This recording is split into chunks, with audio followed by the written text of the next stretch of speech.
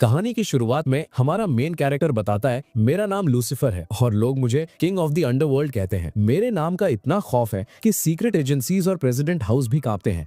लेकिन इंसान चाहे कितना भी महान क्यों ना हो, गलतियां सबसे होती हैं। मैंने भी एक गलती की, एक ऐसी गलती जो इतनी बड़ी थी कि मैंने सिर्फ खुद को बर्बाद नहीं किया बल्कि अपनी पूरी टीम को भी अपने साथ ले डूबा। वो पछतावा मुझे अंदर ही अंदर खाए जा रहा था और शायद इसी पछतावे की वजह से गॉड ने मुझे 21 साल पीछे टाइम में भेज दिया, ठीक उस पॉइंट पर जहां से सब कुछ शुरू हुआ था। हर वो इंसान जो मेरी पास्ट लाइफ में था वो यहाँ भी मौजूद है और अब मेरे पास एक चांस है अपने दोस्तों को उन ट्रेजेडीज से बचाने का जिन्होंने उनकी जिंदगी बर्बाद कर दी। लेकिन जब से मैं वापस आया हूँ मुझे एक बात समझ नहीं आ रही, मेरी असली बॉडी कहाँ है। मेरा पुनर्जन्म एक ऐसे लड़के की बॉडी में हुआ है जिसका नाम भी लूसीफर है, लेकिन इस दुनिया में भले ही वो मौजूद है ऐसा लगता है जैसे वो किसी के लिए एग्जिस्ट ही नहीं करता। अगर इस दुनिया में सब कुछ सेम है तो मेरी ओरिजिनल बॉडी और मेरी फैमिली कहाँ है। अब मेरे पास सिर्फ दो मिशंस हैं, अपने लोगों को बचाना और अपनी रियल बॉडी को ढूंढना। मुझे लगा था कि ये सफर सिंपल होगा, लेकिन आगे जो खतरे हैं वो किसी की भी सोच से बहुत परे हैं। मैं एक नॉर्मल हाई स्कूल स्टूडेंट की तरह नहीं जी सकता, मैं बाकी सबकी तरह लड़कियों के साथ फ्लर्ट नहीं कर सकता,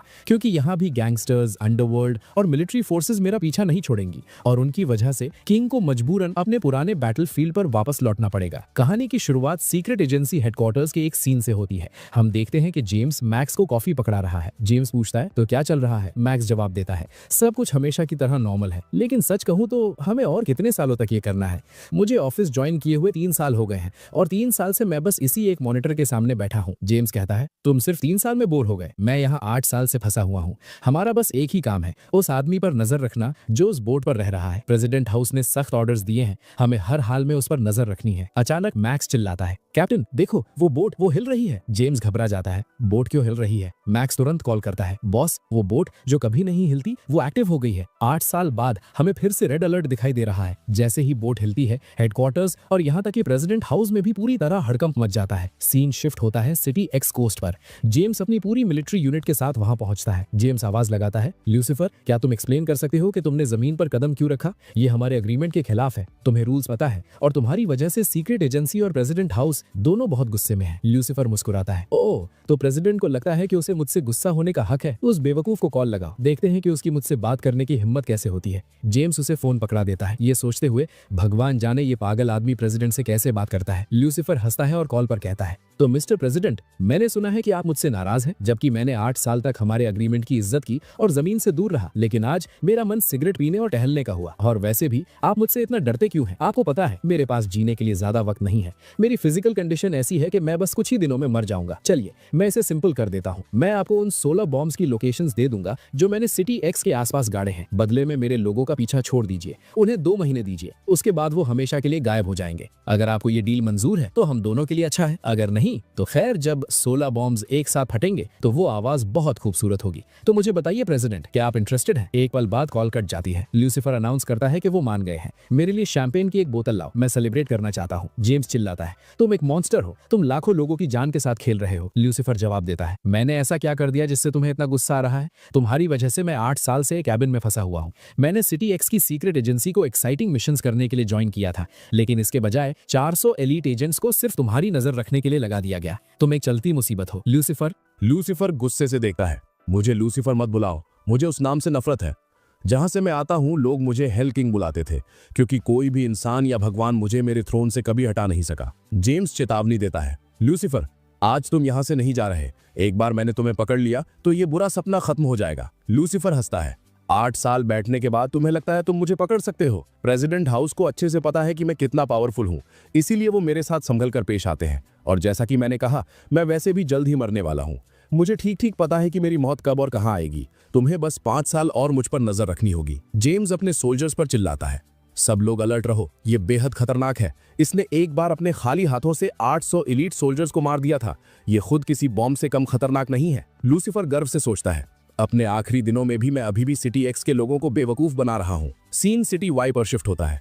हम बिलियनियर विलियम को उसकी बिल्डिंग से बाहर आते हुए देखते हैं। वो कहता है मुझे आम लोगों की कोई परवाह नहीं है, मेरे 10 बिलियन तुरंत वापस निकालो। अगर नॉर्मल लोगों का पैसा डूबता है तो वो उनकी प्रॉब्लम है। अचानक एक स्नाइपर विलियम को गोली मार देती है। स्नाइपर लड़की कहती है मेरा काम हो गया, बॉस लूसीफर पक्का बहुत खुश होंगे। हम देखते हैं कि इस लड़की का कोड नेम फायरफ्लाई है। कॉम्स पर किसी को कॉल करते हुए फायरफ्लाई कहती है जो खिलौना तुमने मुझे दिया था वो कमाल का था, मैंने विलियम को फ्रॉड करने से पहले ही मार दिया। लेकिन मैं सच में बहुत परेशान हूँ। उसकी वजह से मुझे इतना टाइम वेस्ट करना पड़ा। खैर, बताओ मेरा अगला टास्क क्या है? फॉक्स जवाब देता है, कोई अगला टास्क नहीं होगा। बॉस ने कहा है सबको अंडरग्राउंड होना होगा। फायरफ्लाई चिल्लाती है, क्या तुम पागल हो? हमें कब तक अंडरग्राउंड रहना है? फॉक्स जवाब देता है, बॉस ने एक रिकॉर्डिंग भेजी है, आज के बाद हम कभी कोई दूसरा टास्क नहीं लेंगे। अब से हमें नॉर्मल जिंदगी जीनी होगी। फायरफ्लाई भड़कती है, बकवास बंद करो, बॉस अभी भी जिंदा है, वो कभी ऐसी बेवकूफी वाली बात नहीं कहेंगे। फॉक्स धीरे से कहता है, हम सब बॉस को जानते हैं, अगर उन्होंने ऐसा कहा है तो हमें पहले से ही पता है कि उनके साथ क्या हुआ होगा। फायरफ्लाई रोने लगती है, तो इसका मतलब बॉस का अंत करीब है। फॉक्स कहता है, बॉस ने कहा कि वो अकेले हेल जा रहे हैं, लेकिन हमें अच्छी जिंदगी जीनी चाहिए ताकि एक दिन हम स्वर्ग जा सके। ठीक है फायरफ्लाई, हम अगली जिंदगी में फिर मिलेंगे। फायरफ्लाई कांपते हुए अपनी कार से बाहर निकलती है। वो अपने सारे इक्विपमेंट को नष्ट करना शुरू कर देती है। फिर खुद को चाकू मारते हुए वो बुदबुदाती है, लूसीफर के बिना उसकी टीम का कोई मतलब नहीं है। और बस ऐसे ही लूसीफर के ग्रुप का पहला मेंबर हमेशा के लिए ऑफलाइन हो जाता है। सीन सिटी जेड पर शिफ्ट होता है। प्लेन के अंदर लूसीफर की टीम का दूसरा मेंबर बैठा है, हमिंगबर्ड। हमिंगबर्ड कहती है, बॉस ने कहा कि वो हेल जा रहे हैं। ठीक है, फिर वो जहां भी जाएंगे हम उनके पीछे जाएंगे। वो तुरंत जानबूझकर प्लेन क्रैश कर देती है। एक एक करके लूसीफर के ग्रुप का हर मेंबर ऑफलाइन होना शुरू हो जाता है। रोते हुए फॉक्स कहता है, अगर सब चले गए तो अब मेरे भी ऑफलाइन होने का वक्त आ गया है। सीन एक हाई स्कूल क्लासरूम में शिफ्ट होता है। हम लूसीफर को सोचते हुए देखते हैं, मैं ये कहाँ आ गया हूँ? नरेटर समझाता है, आज की तारीख 23 दिसंबर 2000 है। लूसीफर टाइम में 21 साल पीछे आ गया है और अब जिंगलिंग सिटी हाई स्कूल में पढ़ रहा है। आसपास देखते हुए लूसीफर सोचता है, ये जगह बिल्कुल भी हेल जैसी नहीं लग रही। लगता है मैं सच में टाइम में वापस आ गया हूँ। टीचर चिल्लाता है, लूसीफर तुम क्या कर रहे हो? बाहर जाओ और हॉलवे में खड़े हो जाओ। बाहर खड़े होकर लूसीफर सोचता है, ये जगह सच में अजीब है। मैंने कभी नहीं सोचा था कि मुझे पास्ट में टीनेजर्स से भरे स्कूल में फेंक दिया जाएगा। भगवान, ये सजा है या इनाम? अचानक एक स्टूडेंट चिल्लाते हुए भागता है, देखो एक लड़की बिल्डिंग से गिर रही है। लूसीफर आगे बढ़ता है और कहता है, मैं उसे पकड़ लूंगा। लेकिन वो लड़की सीधे उसके ऊपर आ गिरती है। उसका नाम सन्मी था। बाद में दोनों प्रिंसिपल के ऑफिस में थे। उसकी तरफ देखते हुए लूसीफर सोचता है, अच्छा हुआ वो सिर्फ सेकंड फ्लोर से गिरी, अगर और ऊपर से गिरती तो मेरा फिर से पुनर्जन्म हो जाता। प्रिंसिपल सन अंदर आते हैं और पूछते हैं, लूसीफर क्या तुम ठीक हो? तुम्हें चोट तो नहीं लगी ना? लूसीफर जवाब देता है, नहीं, सन्मी मुझ पर गिरी थी, लेकिन मैं ठीक हूँ। आप ये भी कह सकते हैं कि मैंने उसे बचा लिया। प्रिंसिपल सन अपनी बेटी की तरफ मुड़ते हैं, सन्मी मुझे बताओ तुम बिल्डिंग से कैसे गिरी? सन्मी कहती है, मैं रेलिंग पर खड़ी थी लेकिन अचानक मेरा पैर फिसल गया और मैं गिर गई। डैड कसम से ये एक एक्सीडेंट था, मैं सुसाइड करने की कोशिश नहीं कर रही थी। लूसीफर सोचता है, तो ये लड़की सच में इनकी बेटी है? क्या मुझे पूछना चाहिए कि क्या ये अडॉप्टेड है, क्योंकि ये दोनों बिल्कुल भी रिलेटेड नहीं लगते। प्रिंसिपल सन कहते हैं, लूसीफर मेरी बेटी को बचाने के लिए तुम्हारा बहुत बहुत शुक्रिया। अगर तुम्हें चोट लगी है या ठीक नहीं लग रहा तो हम तुम्हें यहाँ चेक कर सकते हैं। लूसीफर कहता है, नहीं प्रिंसिपल, मैं बिल्कुल ठीक हूँ, अब मैं चलता हूँ। प्रिंसिपल सन कहते हैं, अगर तुम्हें कभी किसी भी चीज़ की ज़रूरत हो तो बेझिझक मांग लेना। लूसीफर पीछे मुड़ता है और कहता है, एक्चुअली प्रिंसिपल मुझे एक छोटा सा फेवर चाहिए। क्या आप मुझे 50 युआन उधार दे सकते हैं? मेरी बाइक का फ्यूल खत्म हो गया और मुझे खरीदना है। पैसे मिलने के बाद लूसीफर घर वापस आता है। वो सोचता है, ये दुनिया सच में अजीब है। घर के अंदर वो उस लड़के के पर्सनल डॉक्यूमेंट्स चेक करता है जिसकी बॉडी में वो है। हाँ, इस लड़के का नाम भी लूसीफर है, बस एक साधारण second year high school student. ये स्कूल पिछले साल तक एक वोकेशनल स्कूल हुआ करता था। कोई हैरानी की बात नहीं कि इसकी रेपुटेशन इतनी खराब है। आगे बढ़ते हुए पता चलता है लूसीफर के पेरेंट्स बचपन में ही अलग हो गए थे। उसका पिता देश छोड़कर चला गया और कभी उसकी परवाह नहीं की। उसकी माँ ने 6 साल पहले दूसरी शादी कर ली और लूसीफर को उसकी दादी के पास छोड़ दिया। लेकिन 3 साल पहले उसकी माँ और सौतेले पिता को जुआ खेलने के आरोप में अरेस्ट कर लिया गया और अब वो जेल में है। 1 साल पहले उसकी दादी की मौत हो गई। तब से लूसीफर पूरी तरह अकेला है। कोई रिश्तेदार मिलने नहीं आता, बस नेबरहुड कमेटी कभी कभार उसे चेक कर लेती है। स्कूल में भी उसका कोई दोस्त नहीं है क्योंकि वो चुपचाप रहता है। लूसीफर आह भरता है और मन ही मन कहता है, भगवान तुमने सच में मुझे ऐसे इंसान की बॉडी में डाल दिया जिसके कोई कनेक्शंस नहीं है। लेकिन शायद ये अच्छा ही है, जितने कम लोग मुझे जानेंगे मैं उतनी ही आज़ादी से काम कर सकूंगा। वो तारीख चेक करता है। जॉन कहता है, आज 23 तारीख है। लगता है मैं उस खतरनाक घटना से 15 दिन पहले आ गया हूँ। आज से 15 दिन बाद फायरफ्लाई अपनी जिंदगी के सबसे बुरे वक्त का सामना करेगी। एक ऐसा हादसा जो उसे पूरी तरह बर्बाद कर देगा। चाहे कुछ भी हो, मुझे उसे बचाना ही होगा। लेकिन फायरफ्लाई सोल साउथ कोरिया में रहती है और मैं यहाँ जिंगलिंग सिटी चाइना में फंसा हुआ हूँ। मेरे पास पैसे नहीं है, मेरे पास वीज़ा नहीं है और ऑफिशियल तरीके से वहाँ जाना लगभग नामुमकिन है। वहाँ जाने के लिए मुझे कोई तरकीब निकालनी होगी। उस रात लूसीफर पालथी मारकर बैठता है और अपनी पावर को फोकस करने की कोशिश करता है। वो सोचता है, मैं बहुत कमज़ोर हूँ, मैं अपनी पावर से इस पानी को भी नहीं हिला पा रहा। इस बीच सन्मी सोच रही थी, सिर्फ इसलिए कि मैं लूसीफर को देखना चाहती थी, आज मैं रेलिंग से गिर गई। उफ, ये कितना शर्मनाक है। वो अचानक शर्माने लगती है। रुको, मैं ब्लश क्यों कर रही हूँ? मैंने उसे लव लेटर नहीं दिया, उसने मुझे दिया था, है ना? नरेटर समझाता है, लूसीफर का पुनर्जन्म एक ऐसे इंसान की बॉडी में हुआ है जिसका नाम भी वही है, लेकिन अब उसे ये पता लगाना है कि उसकी असली बॉडी कहाँ है। क्योंकि अगर पास्ट के सभी लोग यहाँ मौजूद हैं तो लूसीफर भी इस दुनिया में कहीं ना कहीं जरूर होगा। जब लूसीफर अपने पुराने घर का नंबर डायल करता है तो लाइन इनवैलिड बताती है। वो उस घर पर जाता है जहाँ उसे याद है कि वो रहता था। एक मोटा आदमी गेट खोलता है और कहता है, छोटे भाई, तुम किसे ढूंढ रहे हो? लूसीफर सोचता है, मेरी बॉडी यहाँ भी नहीं है। सड़क पर चलते हुए वो बुदबुदाता है, मेरे पुराने घर का नंबर काम नहीं कर रहा है और मेरे घर में अजनबी लोग रह रहे हैं। ये क्या हो रहा है? वो एक दुकान पर रुकता है, मुझे एक सिगरेट का पैक देना। फिर उसे एहसास होता है कि ये दुकान बिल्कुल वैसी ही है जैसी मेरी पास्ट लाइफ में थी। यहाँ तक कि वो मोटा आदमी जो मेरी पास्ट लाइफ में मुझे बुली किया करता था, अगर सब कुछ सेम है तो मेरी बॉडी कहाँ है? वो नाटकीय रूप से आह भरता है, मैं समझ गया, राइटर ने गड़बड़ की है। राइटर, सामने आओ और समझाओ कि मैं यहाँ कैसे आया, ये किसकी बॉडी है और तुमने मेरी असली बॉडी कहाँ छिपाई है। अचानक राइटर सच में उसके बगल में प्रकट हो जाता है। राइटर कहता है, पहले शांत हो जाओ, ये कहानी बनाने में मेरा बहुत पैसा लगा है और तुम चाहते हो कि मैं सब कुछ एक ही चैप्टर में बता दूं। मैं तुम्हें बताऊंगा कि तुम्हारी बॉडी कहाँ है और तुम इस बॉडी में क्यों आए, लेकिन तुम्हें थोड़ा सब्र रखना होगा। अगले दिन स्कूल में सब लोग सुनमे को देखते हुए कानाफूसी कर रहे थे। क्या तुमने सुना? लूसीफर ने सुनमे को लव लेटर दिया है। वो कितना बोल्ड है, उसने सच में प्रिंसिपल की बेटी को प्रपोज कर दिया। क्या उसे डर नहीं लगता कि उसका पिता उसके पैर तोड़ देगा? शर्माते हुए सुनमे सोचती है, वो बेवकूफी भरा लेटर। अब मैं स्कूल में इतनी फेमस हो गई हूँ, इससे पहले कि डैड को इसके बारे में पता चले मुझे ये मामला रफा दफा करना होगा। लूसीफर के पास जाकर वो कहती है, क्या तुम थोड़ी देर के लिए फ्री हो? लूसीफर जवाब देता है, हाँ, क्या हुआ? सुनमे कहती है, वो लव लेटर जो तुमने मुझे परसों दिया था, मैंने उसे पढ़ा। आई एम सॉरी, लेकिन मैं तुम्हारी फीलिंग्स को एक्सेप्ट नहीं कर सकती। मुझे अपनी पढ़ाई पर फोकस करना है, मैं इन फालतू चीजों में नहीं पढ़ सकती। लूसीफर सोचता है, तो इस बॉडी का असली मालिक डरपोक नहीं था, उसने सच में प्रिंसिपल की बेटी को प्रपोज किया था। इम्प्रेसिव। सुनमे आगे कहती है, मैं तुमसे बात कर रही हूँ, मैंने तुम्हें रिजेक्ट कर दिया, तुम मुस्कुरा क्यों रहे हो? प्लीज आगे से ऐसा कुछ मत करना, इससे मेरे लिए मुश्किलें बढ़ जाएंगी। लूसीफर कहता है, ठीक है, मैं समझ गया। सुनमे सिर हिलाती है, हम स्टूडेंट्स हैं, हमें पढ़ाई पर ध्यान देना चाहिए। लूसीफर कहता है, तुम सही कह रही हो। वैसे तुम्हारे मिड टर्म ग्रेड्स क्या थे? घबराते हुए सुनमे जवाब देती है, मेरी रैंक पूरे स्कूल में 196 थी। लूसीफर कहता है, हाँ, तुम्हें सच में पढ़ाई करने की जरूरत है। वो सोचता है, ये रैंक बहुत खराब है, इस स्कूल में मुश्किल से 300 स्टूडेंट्स हैं, कोई हैरानी नहीं कि ये इतना स्ट्रेस ले रही है, ये सच में पढ़ाई में बहुत कमजोर है। वहां से जाते हुए लूसीफर कहता है, अपनी पढ़ाई पर फोकस करो, गुड लक। सुनमे उसे कंफ्यूज्ड होकर घूरते हुए सोचती है, मैं यहाँ उसे रिजेक्ट करने आई थी, लेकिन ऐसा क्यों लग रहा है कि उसने मुझे रिजेक्ट कर दिया? टीचर क्लास में आता है और कहता है, सब लोग ध्यान दो, अगले महीने की 10 तारीख को हमारा येन बियान स्कूल के साथ कॉम्पिटिशन है। अगर कोई रजिस्टर करना चाहता है तो नोटिस बोर्ड चेक कर ले, तुम्हें अपने पेरेंट्स के सिग्नेचर और 150 युआन फीस की जरूरत होगी। लूसीफर सोचता है, येन बियान, क्या वो नॉर्थ कोरिया के पास नहीं है? अगर मैं वहां जाता हूं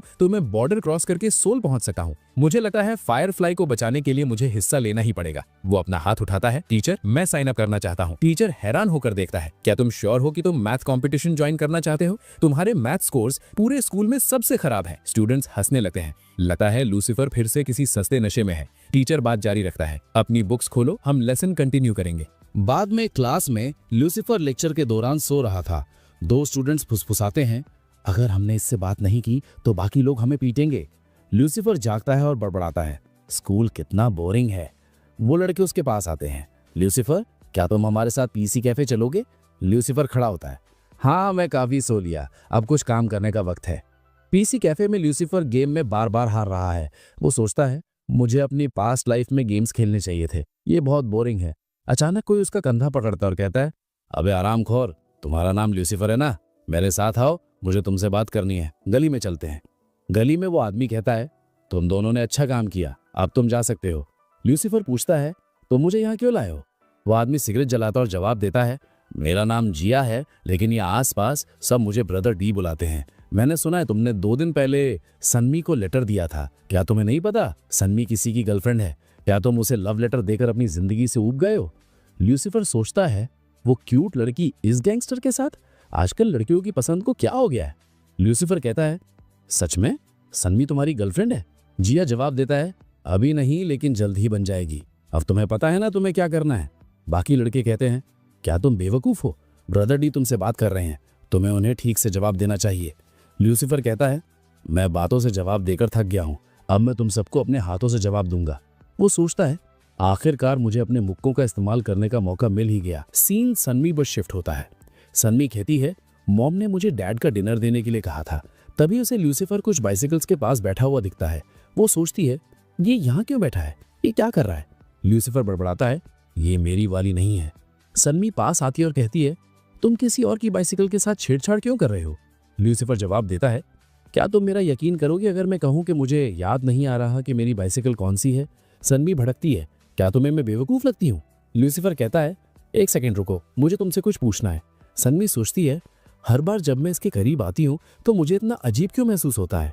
ल्यूसीफर आगे कहता है क्या तुम मुझसे कम से कम प्यार से बात कर सकती हो। मुझे पता है तुम प्रिंसिपल की बेटी हो, तुम्हें अपनी रेपुटेशन मेंटेन करनी पड़ती है, सबके सामने परफेक्ट दिखना पड़ता है और तुम लड़कों से कभी बात नहीं करती, लेकिन तुम्हें मेरे साथ इतना रूड होने की जरूरत नहीं है, मैं भी एक इंसान हूँ।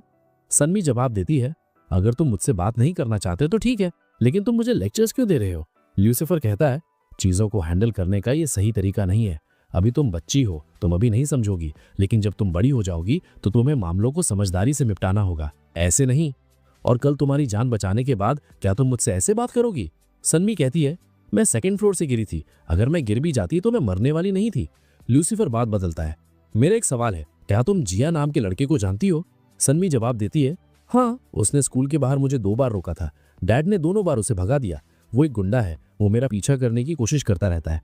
ल्यूसीफर कहता है खैर अब वो तुम्हारा पीछा नहीं करेगा, मैंने उसका अच्छे से इलाज कर दिया है। सीन हॉस्पिटल में जिया पर शिफ्ट होता है। जिया पट्टियों में लिपटा हुआ पड़ा है और चिल्ला रहा है। वो हरामखोर लूसीफर, वो एक मॉन्स्टर है। वापस लूसीफर और सन्मी पर। लूसीफर कहता है देखो मैंने तुम्हारी बहुत मदद की, अब मुझे तुम्हारी मदद चाहिए। क्या तुम्हें एनबीएन कंपटीशन के बारे में पता है। सन्मी पूछती है तुम उसके बारे में क्यों पूछ रहे हो, और दूसरों की बाइसिकल्स को छूना बंद करो, वो वाली जो साइड में है वो तुम्हारी है। लूसीफर हैरान होकर पूछता है तुम्हें कैसे पता कि मेरी कौन सी है, हम सेम क्लास में भी नहीं है। सन्मी घबरा कर जवाब देती है मैंने बस एक बार देख लिया था। लूसीफर मुस्कुराता है ओ तो क्या तुम मेरा पीछा कर रही हो। सन्मी लाल हो जाती है बकवास बंद करो, मेरे सवाल का जवाब दो, तुम्हें कंपटीशन की इतनी परवाह क्यों है। लूसीफर कहता है मैं पार्टिसिपेट करना चाहता हूँ लेकिन मैं क्वालिफाइड नहीं हूँ। सन्मी पूछती है तुम भी एनबीएन जाना चाहते हो। लूसीफर जवाब देता है मुझे बर्फ बहुत पसंद है, मैं एनबीएन में बर्फ देखना चाहता हूँ। चूंकि तुम्हारे पिता प्रिंसिपल हैं, मुझे यकीन है तुम्हारे पास मुझे ज्वाइन करवाने के तरीके होंगे। सन्मी सोचती है ये थोड़ी देर पहले इतनी सीरियस बातें कर रहा था, लेकिन अब ऐसे बात कर रहा है जैसे ये सिर्फ बर्फ देखने आया हो। लूसीफर सोचता है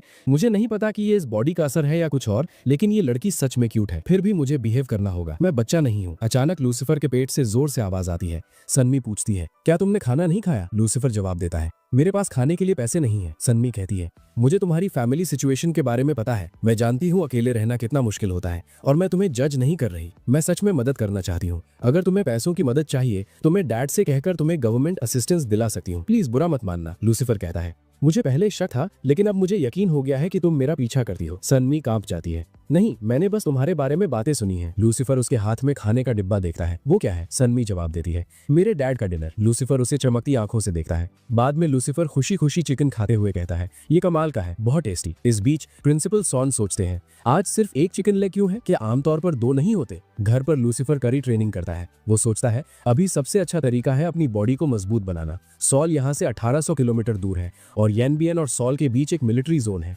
उसे क्रॉस करने के लिए मुझे बहुत ज्यादा ताकतवर होना होगा। अगले दिन स्कूल में लूसीफर एजुकेशन डिपार्टमेंट पहुंचता है। वो सोचता है मिस्टर लू टीचिंग स्टाफ का हिस्सा नहीं है, उन्हें यहाँ एक एजुकेशन कंपनी ने भेजा है। हमारे स्कूल का सक्सेस रेट बहुत कम है, शायद वो इसे जल्द ही प्राइवेट कर देंगे, इसीलिए मिस्टर लू यहाँ काम करते हैं और उनके पास काफी पावर है, मुझे उनसे बात करनी होगी। मिस्टर लू कहते हैं तो मैं तुम्हारे लिए क्या कर सकता हूँ। लूसीफर जवाब देता है मिस्टर लू मैं एनबीएन टूर के लिए साइन अप नहीं कर पाया, लेकिन मैंने सुना है कि स्टूडेंट रिप्रेजेंटेटिव के लिए अभी भी एक जगह खाली है। मिस्टर लू जवाब देते हैं रिप्रेजेंटेटिव बनने के लिए तुम्हारे ग्रेड्स बहुत अच्छे होने चाहिए और तुम्हें प्रिंसिपल और तुम्हारे होम रूम टीचर दोनों के सिग्नेचर्स चाहिए। अगर तुम्हारे पास वो सब है तो तुम टूर ज्वाइन कर सकते हो। लूसीफर चुपचाप डेस्क पर एक लिफाफा रख देता है। मिस्टर लू पूछते हैं और ये क्या है। वो उसे खोलते हैं और अंदर एक कार्ड पाते हैं। मिस्टर लू का लहजा तुरंत बदल जाता है। ओह, मैं तो बिल्कुल भूल ही गया था, एक्स्ट्रा हेल्पर्स के लिए 3 स्पेशल स्लॉट्स रिजर्व किए गए हैं। ये पोजीशंस पढ़ाई के लिए नहीं है, बस ट्रिप और ग्रुप की मदद करने के लिए है, तुम उस स्लॉट के अंडर ज्वाइन कर सकते हो। लूसीफर मुस्कुराता है और कहता है मुझे फर्क नहीं पड़ता मैं कैसे जाता हूँ, मुझे बस जाना है। मिस्टर लू कहते हैं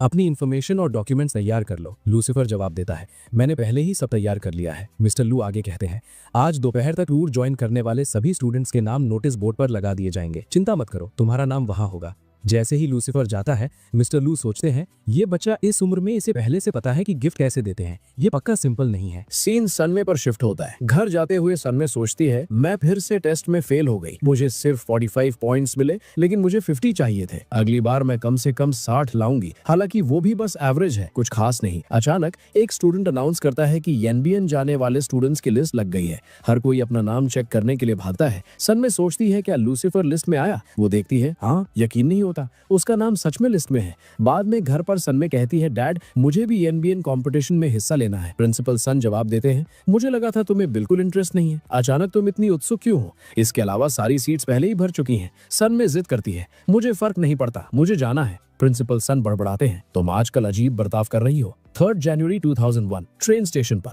सनमे स्टेशन पर इंतजार करती है। स्कूल टीम कहाँ है? वो अभी तक यहाँ क्यों नहीं आए? एक टीचर कहते हैं सारे एक्स्ट्रा स्टूडेंट्स को ग्रुप का सामान उठाने में मदद करनी चाहिए। सनमे जोश में हाथ हिलाती है लूसीफर मैं यहाँ हूँ। लूसीफर उसका सामान उठाने के लिए आगे बढ़ता है, लेकिन प्रिंसिपल सन उनके बीच आ जाते हैं और कहते हैं मैं अपनी बेटी का सामान उठाऊंगा। लूसीफर विनम्रता से कहता है प्रिंसिपल सन आप भी यहाँ है। ट्रेन पर लूसीफर पूछता है सनमे तुमने ग्रुप कैसे ज्वाइन किया? तुम्हारा नाम अनाउंसमेंट में नहीं था। वो जवाब देती है मैं बस आना चाहती थी, इससे तुम्हें मतलब नहीं होना चाहिए। मैं भी बर्फ देखना चाहती हूँ। प्रिंसिपल सन सोचते हैं ये छोकरा मेरी बेटी के करीब कैसे आ गया? मुझे पछतावा हो रहा है कि मैंने खुद टीम को लीड क्यों नहीं किया। मैं बस उम्मीद करता हूँ कि वो इसके साथ सुरक्षित रहे। ट्रेन अपना लंबा सफर शुरू करती है। मिस्टर लू कहते हैं लूसीफर मेरे लिए पानी की बोतल लाओ और मेरे बैग को रैक में ठीक से रखो, अंदर कैमरा है, ध्यान रखना। लेकिन लूसीफर उन्हें इग्नोर कर देता है। मिस्टर लू दोहराते हैं लूसीफर मैं तुमसे बात कर रहा हूँ। लूसीफर जवाब देता है मिस्टर लू मैं साफ कर दूं, मैं इस ट्रिप पर आपका निजी नौकर बनने नहीं आया हूँ, तो मुझे ऑर्डर मत दीजिए। मिस्टर लू भड़कते हैं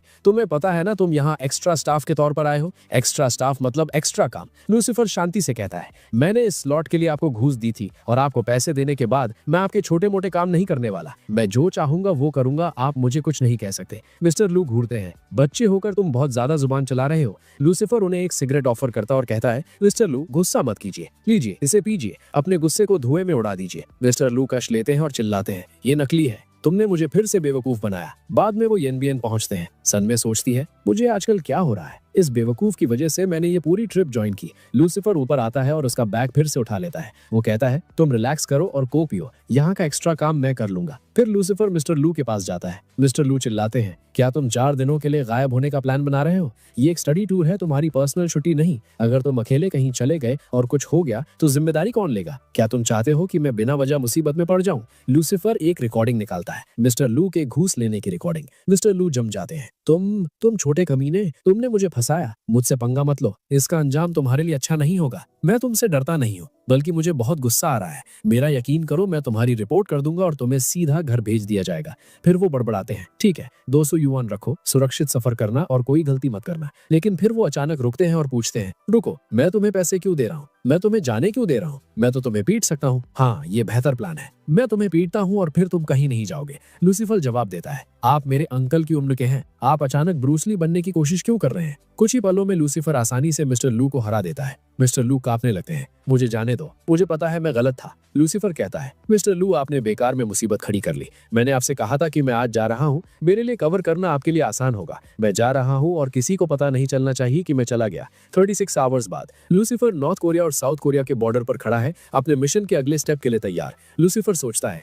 एक बार मैंने ये इलाका क्रॉस कर लिया तो मैं सोल पहुंच जाऊंगा, लेकिन इस जगह से निकलना बेहद मुश्किल है। यहाँ का तापमान -30 डिग्री सेल्सियस है। तमाम रुकावटों के बावजूद लूसीफर आगे बढ़ता रहता है। अचानक एक सोल्जर उसके सामने आ जाता है। सोल्जर कहता है तुम घुसपैठिए हो, लेकिन लूसीफर सीधा खड़ा होता है और उस आदमी को तुरंत बेहोश कर देता है। वो बेहोश सोल्जर की बॉडी को खींचकर साइड में कर देता है। लाइट हाउस और गार्ड्स बात करते हैं, मुझे लगता है वहाँ कोई हलचल हुई थी। दूसरा गार्ड कहता है कोई पक्षी होगा, अगर इंसान होता तो सर्च लाइट में दिख जाता है। बॉर्डर की बाड़ को काटे हुए लूसीफर सोचता है ये बिना ट्रेनिंग वाली बॉडी सच में कमजोर है। जब मैं घर पहुंचूंगा मुझे फिर से ट्रेन करना होगा ताकि मैं मजबूत बन सकूं। वो चॉकलेट बार खाता है और सोचता है मुझे कैलोरीज चाहिए ताकि मैं चलता रहूं और इस फील्ड में माइंस को साफ देख सकूं। ज्यादातर लोगों के लिए माइन फील्ड क्रॉस करना बेहद खतरनाक है, लेकिन लूसीफर के लिए ये आसान है। अपनी पास्ट लाइफ में मैंने इतने माइन फील्ड्स क्रॉस किए थे कि गिनती भी याद नहीं। संभल कर कदम रखते हुए लूसीफर कहता है बस 30 मीटर और फिर मैं माइन फील्ड के पार होऊंगा। लेकिन तभी उसका संतुलन बिगड़ जाता है, उसका पैर सीधा माइन पर पड़ता है।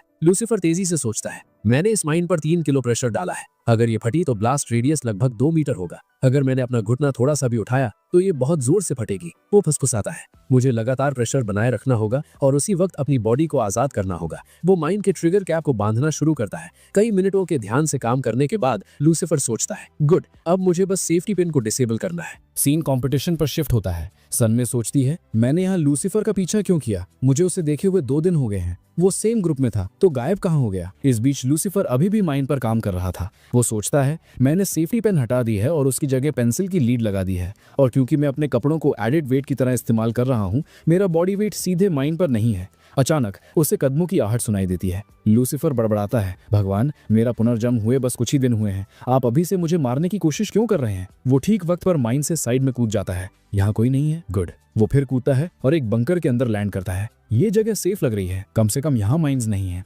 लेकिन 2 ऑफिसर्स उसी बंकर में घुसते हैं। एक ऑफिसर चिल्लाता है, घुसपैठिया है, पकड़ो इसे। लूसीफर आगे बढ़ता है और उनमें से एक को तुरंत मार देता है। वो दूसरे ऑफिसर पर चाकू फेंकता है। एक गया, एक और बाकी है। बचा हुआ ऑफिसर कहता है, मैं इतनी आसानी से नहीं मरूंगा, मैं तुम्हें खत्म कर दूंगा। लूसीफर जवाब देता है, तुम ताकतवर होने का नाटक कर रहे हो। वो हमला करता है और उसे भी मार देता है। लूसीफर कहता है, कम से कम मुझे इसमें से कुछ कपड़े मिल जाएंगे। वो उनकी यूनिफॉर्म पहन लेता है और आखिरकार सुरक्षित बॉर्डर क्रॉस कर लेता है। लूसीफर सोचता है, आज 6 जनवरी 2001 है। फायरफ्लाई के साथ वो खतरनाक हादसा जल्द ही होगा। मुझे किसी तरह उसे बचाना ही होगा। वो एक टैक्सी लेता है और कहता है, मुझे अबू जंग ले चलो। वो याद करता है, फायरफ्लाई के साथ मेरी कहानी एक मिशन से शुरू हुई थी। तभी हमें लूसीफर की पास्ट लाइफ का फ्लैशबैक दिखाया जाता है। लूसीफर को एक बार सोल में हाजू नाम के बिजनेसमैन को मारने का मिशन मिला था। उसे मारने पर 50 मिलियन का इनाम था। लूसीफर ने हाजू के गार्ड्स को आसानी से खत्म कर दिया और कमरे में पहुंचा, जहां उसने देखा कि फायरफ्लाई पहले से ही हाजू पर गन ताने खड़ी है। लूसीफर बताता है, वो पहली बार था जब मैंने फायरफ्लाई को देखा था।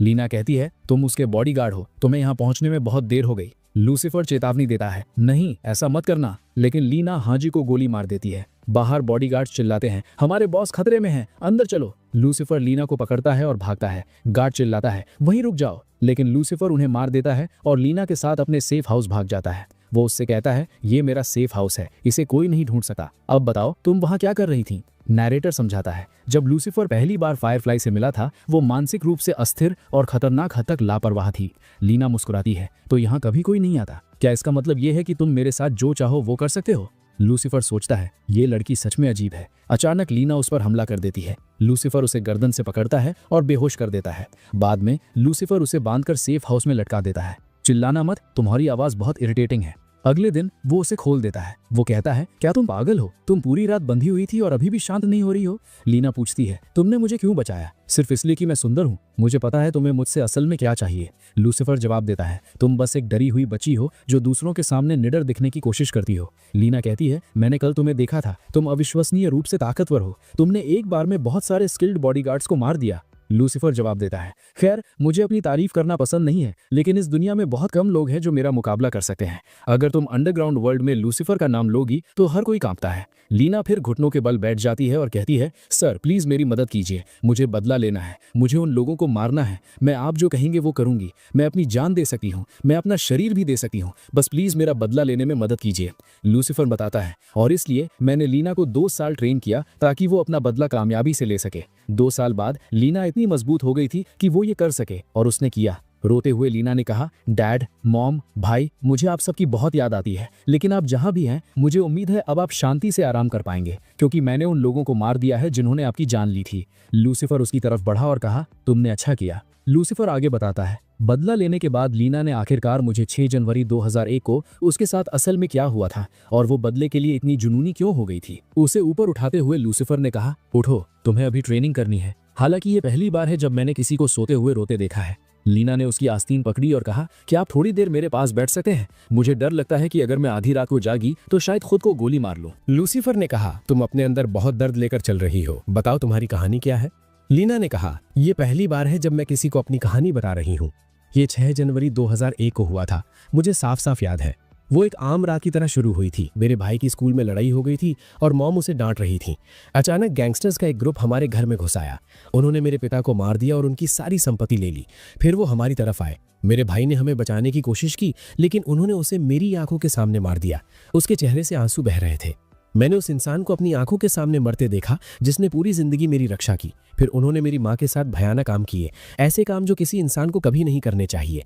उन्होंने उनके शरीर का इस्तेमाल किया और फिर उन्हें बार बार चाकू मारा जब तक कि वो मर नहीं गई। उन्हें मारने के बाद जिसने उन्हें चाकू मारा था वो मुझे खींचकर आंगन में ले गया और मेरे साथ सबसे बुरे काम किए जिनकी कोई कल्पना कर सकता है। मेरी मॉम उस आंगन में सनफ्लावर्स उगाया करती थी, ये कहते हुए कि वो एक दिन मेरी रक्षा करेंगे। लेकिन ठीक वहीं उन्हीं सनफ्लावर्स के बीच मेरी जिंदगी का सबसे बुरा हादसा हुआ। गुस्से में लूसीफर ने कहा, अगर उन्होंने सबको मार दिया तो तुम्हें जिंदा क्यों छोड़ा? लीना ने जवाब दिया, शायद इसलिए कि मैं खूबसूरत थी। वो मुझे कैद करके रखना चाहते थे। वो मुझे ले जा रहे थे लेकिन मुझे भागने का मौका मिला और मैं रिवर में कूद गई। लूसीफर ने पूछा, और उसके बाद क्या हुआ? लीना ने कहा, भागने के बाद मैं अपने पिता के एक दोस्त से मिली। उन्होंने कहा कि वो मेरी रक्षा करेंगे और मुझे घर ले गए, लेकिन वो भी उतने ही दुष्ट निकले। उन्होंने पूरी रात मुझे टॉर्चर किया और फिर मुझे वापस उन हथियारों को सौंप दिया। लूसीफर ने कहा, आगे क्या हुआ, मुझे सब बताओ। लीना ने आगे कहा, मैंने उन्हें मुझे वापस सौंपने का प्लान बनाते हुए सुन लिया तो मैंने एक चॉपस्टिक उठाई और उनकी आंखें फोड़ दी। उसके बाद सब कुछ और बुरा होता गया। मैं 16 साल की थी जब ये सब शुरू हुआ। अब मैं 22 की हूँ। जब तक मैं आपसे नहीं मिली मेरी जिंदगी नर के अलावा कुछ नहीं थी। आप पहले आदमी थे जिसने कभी मेरे शरीर को नहीं देखा, कभी मेरी खूबसूरती का इस्तेमाल करने की कोशिश नहीं की और मुझे अपने साथ रहने दिया, मुझे जीने लायक जिंदगी दी। मैं सिर्फ आपकी वजह से जिंदा हूँ। अगर आप मुझे मरने का हुक्म देंगे तो मैं मर जाऊंगी। मेरी जिंदगी का मकसद आपके हुक्म मानना है। लूसीफर ने धीरे से कहा, नहीं, अब से तुम्हारी जिंदगी में सब कुछ बेहतर होगा। तुम्हें पास्ट को भूलकर आगे बढ़ना होगा। अपने पास्ट को कभी अपने फ्यूचर पर अंधेरा मत करने देना। रोते हुए लीना ने कहा, बाकी सब में चमकने की काबिलियत है लेकिन मुझे अब खुद से कोई उम्मीद नहीं है। लूसीफर ने जवाब दिया, तो तुम्हें फिर से चमकना सीखना होगा। आज से तुम्हें फायरफ्लाई बुलाऊंगा क्योंकि तुम न सिर्फ अपनी जिंदगी में बल्कि दूसरों की जिंदगी में भी रोशनी लाओगी। सीन प्रेजेंट में शिफ्ट होता है। एक ड्राइवर कहता है, सर उठिए, हम अबू जोंग पहुंच गए हैं। लूसीफर टैक्सी से बाहर निकलता है, मेरी मंजिल यहाँ है। उसी वक्त लीना अपने स्कूल से बाहर निकलती है और किसी से टकरा जाती है। वो कहती है, क्या तुम अंधे हो, देखकर नहीं चल सके? लूसीफर उसका कान हल्के से पकड़ता है और कहता है, तुम्हें ऐसे बात नहीं करनी चाहिए। लीना भड़कती है, तुम हो कौन और तुम्हारी मुझे छूने की हिम्मत कैसे हुई? लूसीफर कहता है, फायरफ्लाई, हमें मिले हुए बहुत अरसा हो गया। लीना के माथे पर बल पड़ते हैं। फायरफ्लाई, तुम किस बारे में बात कर रहे हो? लूसीफर उसके कंधे पर हाथ रखता है और कहता है, मैं वो हूँ जो नर्क से वापस आया है तुम्हारी मदद करने। मैं तुम्हें तुम्हारे बुरे सपने से जगाने आया हूँ। लीना तुरंत उसे लात मारती है और भागती है। थरकी, मुझसे दूर रहो। वो भागकर एक पुलिस ऑफिसर के पास जाती है और कहती है, ऑफिसर, वो आदमी वहां मुझे परेशान कर रहा है। लेकिन जब वो पीछे मुड़ती है तो वहां कोई नहीं था। लीना बड़बड़ाती है, वो अभी तो यही था, कहाँ चला गया? 6 जनवरी शाम 6 बजे। नेशनल इंटेलिजेंस, एक एजेंट कहता है, बॉर्डर पर हमारे 2 सोल्जर्स मरे हुए पाए गए हैं, शायद किसी घुसपैठिए ने। यहाँ तक कि हमारा माइनफील्ड भी एक्टिवेट हुआ था, फिर भी घुसपैठिया बिना किसी खरोच के निकल गया। हमें नॉर्थ कोरिया की घुसपैठ का शक है। दूसरा एजेंट कहता है, वो बहुत निडर हो गए हैं, हमारे मिलिट्री पर्सनल को मार रहे हैं। चीफ कहता है, लगता है नॉर्थ कोरिया हमले की तैयारी कर रहा है, हमें तुरंत हाई कमांड से संपर्क करना चाहिए। अगर हमें एक भी घुसपैठिया मिले तो उसे देखते ही गोली मार दो। सारी फोर्सेस को खबर कर दो, जंग के लिए तैयार हो जाओ। सीन शिफ्ट होता है। अब हम नॉर्थ कोरिया देखते हैं। एक नॉर्थ कोरियन कमांडर कहता है, बॉर्डर पर गश्त करने वाले आदमियों की तादाद बढ़ा दो और पहरे पर खड़ा हर सोल्जर मार्शल लेवल का होना चाहिए। एक घुसपैठिया हमारे बॉर्डर में घुस आया और हमारे सोल्जर को मार दिया। हम उन गंदे साउथ कोरियंस को हमारा मजाक नहीं उड़ाने दे सकते। बताओ, कल बॉर्डर का इंचार्ज कौन था जब यह हादसा हुआ? एक आदमी आगे आता और कहता है, जनरल हुआंग इंचार्ज थे सर। कमांडर कुर्राता है, उस बेकार हरामखोर को मार दो जो अपना काम ठीक से नहीं कर सका। उसे नॉर्थ कोरिया में जीने का कोई हक नहीं है।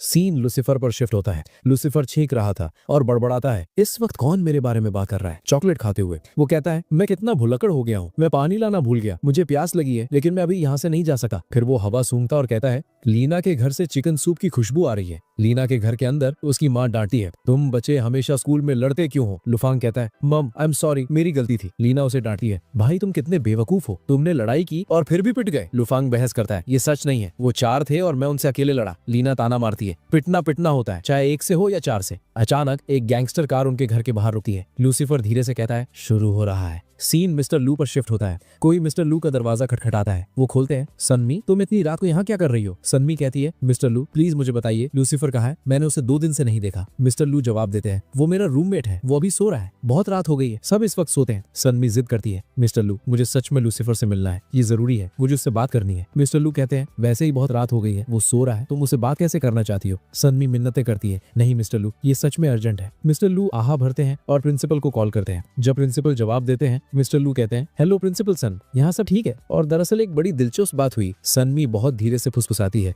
प्लीज मेरे डैड को मत बताइएगा कि मैं इतनी रात को यहाँ आई थी। मैं जा रही हूँ, उन्हें कुछ मत बताइएगा। मिस्टर लू अजीब तरह से हंसते हैं और फोन में कहते हैं, नहीं नहीं प्रिंसिपल सन, आपकी बेटी अपने कमरे में शांति से सो रही है। मैं आपको यकीन दिलाता हूँ, पढ़ाई के अलावा वो बाकी सब में अच्छी है। फोन रखने के बाद मिस्टर लू दरवाजा बंद करते हैं और रोते हुए बड़बड़ाते हैं, ये नौकरी बहुत मुश्किल है। मैंने अपनी जिंदगी में पहली बार घूस ली और वो भी उसके जैसे मुसीबत खड़ी करने वाले बच्चे से। अब वही मुझे स्ट्रेस दे रहा है। सीन लीना के घर के अंदर शिफ्ट होता है। गैंगस्टर्स घर में घुस आते हैं। लुफांग और उसकी मां घबरा जाते हैं, ये लोग कौन है? लुफांग आगे आता है और चिल्लाता है, तुम हमारे घर में कैसे घुसे? कौन हो तुम? एक गैंगस्टर उसे लात मारकर साइड कर देता है। रास्ते से हट बच्चे। तभी हाजू, योंग और ते घर में घुस आते हैं। हाजू को देखकर लुसिफर बड़बड़ाता है, ये वही हरामखोर है जिसके लिए मुझे $50 मिलियन मिले थे। लीना ने इसे मेरी आंखों के सामने मारा था। नैरेट को समझाता है, ली फैमिली की बर्बादी इन 3 आदमियों की वजह से शुरू हुई। हाजू और लीना के पिता ने मिलकर एक शिपिंग कंपनी शुरू की थी। साल 2000 तक कंपनी बहुत बड़ी हो चुकी थी। उसी साल 2 भाई ते और योंग, जो पेशे से सूदखोर थे, हाजू के पास आए और पार्टनरशिप मांगी।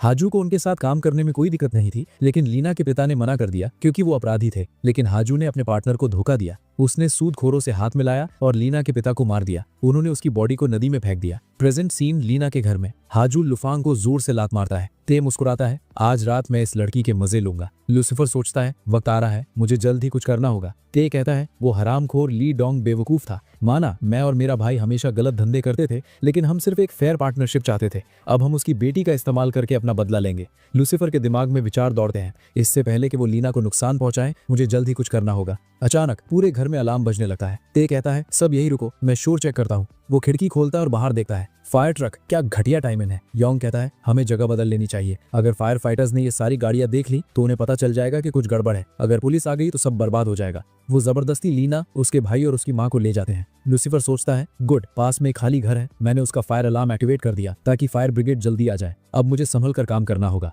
लीना ने कहा था इन 3 आदमियों ने उसके पिता को मारा था। उनके बारे में सोचने से अब कोई फायदा नहीं होगा। इस वक्त मेरा काम लीना, उसकी माँ और उसके भाई को बचाना है। घर के अंदर लड़ना बहुत जोखिम भरा था। अगर एक भी गैंगस्टर भाग गया तो बाद में मुसीबत होगी। लेकिन अब वो उन्हें एक बंद पड़ी फैक्ट्री में ले जाएंगे, वहां मैं उन सबको आसानी से खत्म कर सकता हूँ। लुसिफर लीना के पिता की कार लेता है और उनका पीछा करना शुरू करता है। चलती गाड़ी के अंदर हाजू बड़बड़ाता है, ली डोंग, मुझे आज बहुत अच्छा लग रहा है। तूने हमेशा मुझे डांटा, हमेशा मेरे साथ कुत्ते जैसा बर्ताव किया। तूने कहा मैंने कंपनी की रेपुटेशन खराब कर दी। तू मुझसे हर चीज में बेहतर था। भले ही हम बिजनेस पार्टनर्स थे, कोई मेरी इज्जत नहीं करता था। सब तुझे बॉस कहते थे। और जिस औरत से मैं प्यार करता था उसने तुझसे शादी कर ली। मैंने तुझे बताया था कि मैं उससे प्यार करता हूँ, लेकिन तुझे कोई परवाह नहीं थी। तूने उससे शादी की और 2 खूबसूरत बच्चे भी पैदा किए। हर बार जब मैं तेरे खुशहाल परिवार को देखता था, मेरा खून खोलता था। ऐसा लगता था जैसे हर वो चीज जो मेरी होनी चाहिए थी वो तेरे पास चली गई। यांग कहता है, ब्रदर हाजू, तुमने ली डोंग को तो मार ही दिया, क्या वो काफी नहीं है? उसकी बीवी वैसे भी आज रात तुम्हारी है। एक बार हम फैक्ट्री पहुंच जाए तो तुम उन्हें जितना चाहो उतना टॉर्चर कर सकते हो। हाजू गुर्राता है,